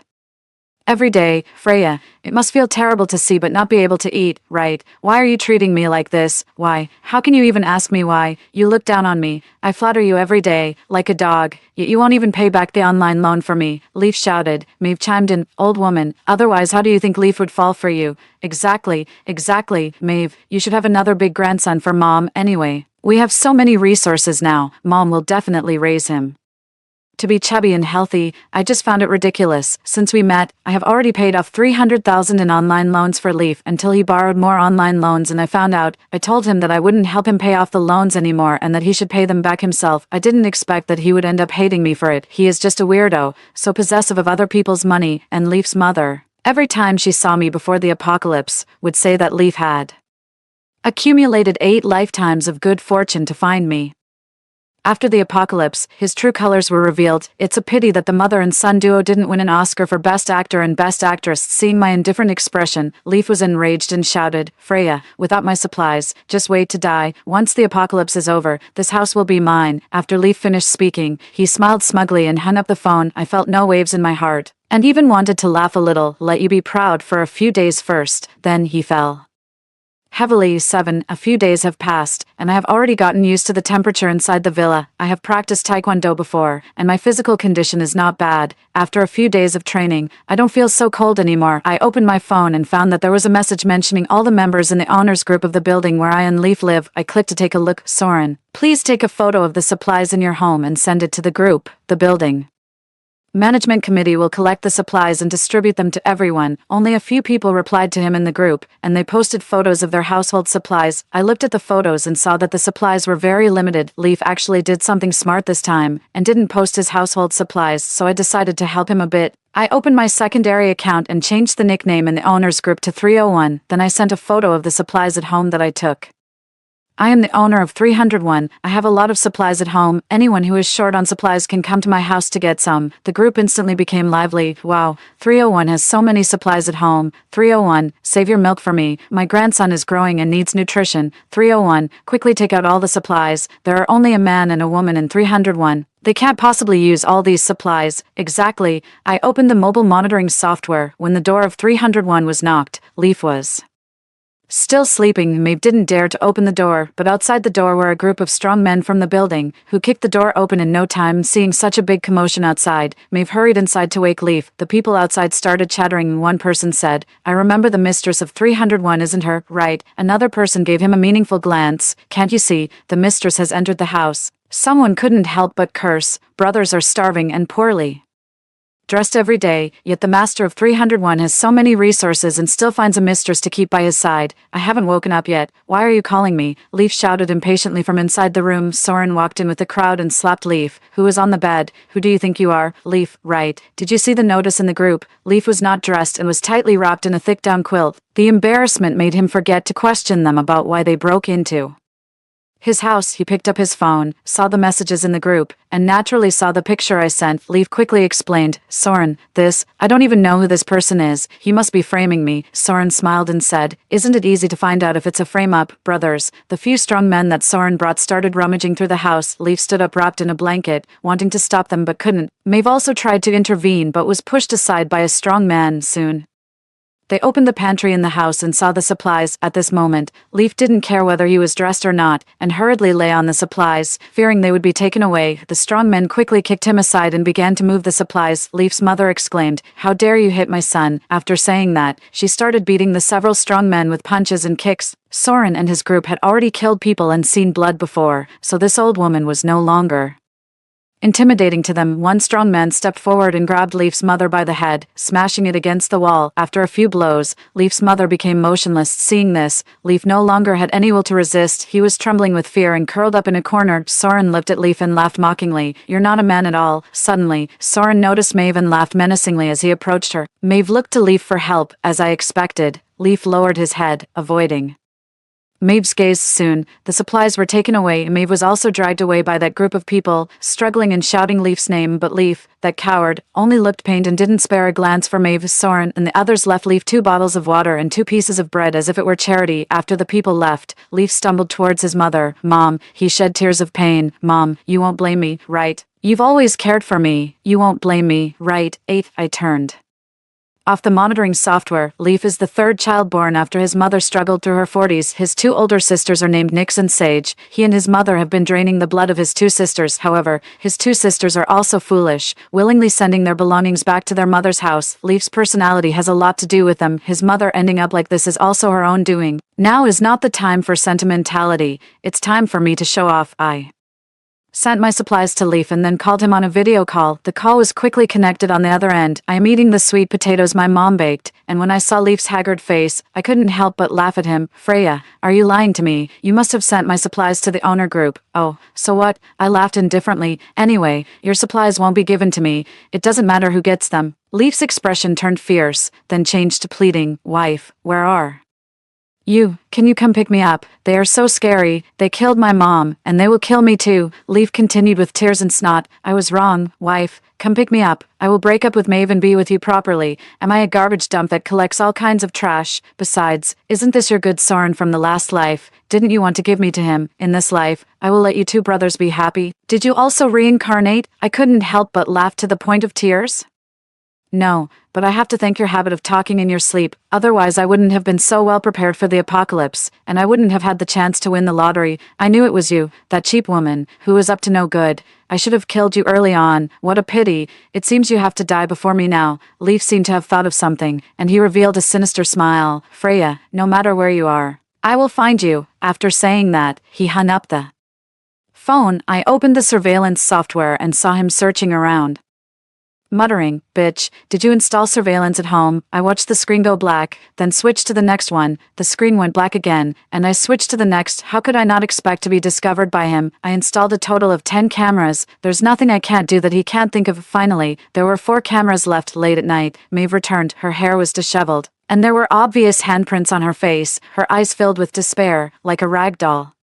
Leaf glanced at her, showing no concern, but instead accused her. "Didn't they give you something to eat?" Maeve looked at Leaf in disbelief. "Leaf, are you still not a man?" She grabbed Leaf's clothes. "If you're a man, go kill them." Leaf pushed her away. "Enough. If you really care so much about these things, why did you get involved with me?" Leaf continued to stab her in the heart. "You go keep Soren company, get more supplies. It'll be better for both of us." Maeve's expression was already numb. She was indeed Leaf's ideal woman, and at this moment, his heart was also a bit soft. He opened the floorboard and took out a loaf of bread and gave it to Maeve. "Eat it." Maeve took it, her expression numb, just mechanically stuffed it into her mouth. After eating the bread, Maeve smiled. Leaf thought Maeve had finally come to terms, and said with relief, "I'm glad you've finally accepted it. Spending time with Soren and getting some supplies in return isn't a loss." Maeve nodded and said, "Thank you. I will definitely repay you well." After saying that, Maeve got up and walked out. After watching all of this on the surveillance, I couldn't help but feel a bit emotional. I originally thought that Leaf just didn't like me, but his white moonlight ended up in such a situation. To him, I was just a big fool who gave him money, and to him, Maeve was someone who could be discarded at any time. After all, he is just a selfish, self-serving, shameless person. 9. After having the pan-fried buns made by my mom for breakfast, I opened the surveillance software again. I found that Leaf's head was smashed and he was lying on the ground. I quickly clicked on the replay, who is really eliminating harm for the people. It turns out that not long after Maeve left, she came back with Soren and a group of people. "It's right under the bedboard." She pointed out to Soren where Leaf had hidden the supplies. Leaf was still asleep when someone yanked him up and threw him to the ground. Soren and the group started moving the bedboard and began to move the supplies. Leaf was lying on the ground, holding onto Soren's leg. "Brother, Soren, please don't take my supplies." Soren tried to shake him off, but Leaf held on tightly. The people around began to pull at Leaf, their movements very rough. In the chaos, someone directly hit Leaf's head with the handle of a knife, and blood instantly flowed down, blinding Leaf's eyes. After everyone finished moving their things and left, Soren stayed behind, picked up the knife in his hand, and patted his face. "Do you still dare to play tricks on me?" Leaf started to come up with a bad idea again. "Soren, my girlfriend has a lot of supplies. I installed tracking software on her phone. I can take you to find her." Soren was somewhat skeptical. After all, Leaf had no credibility with him anymore. Leaf quickly opened his phone and flipped to the supply pictures I sent him. Flattering Soren. "Soren, I'm not lying to you. I'll take you.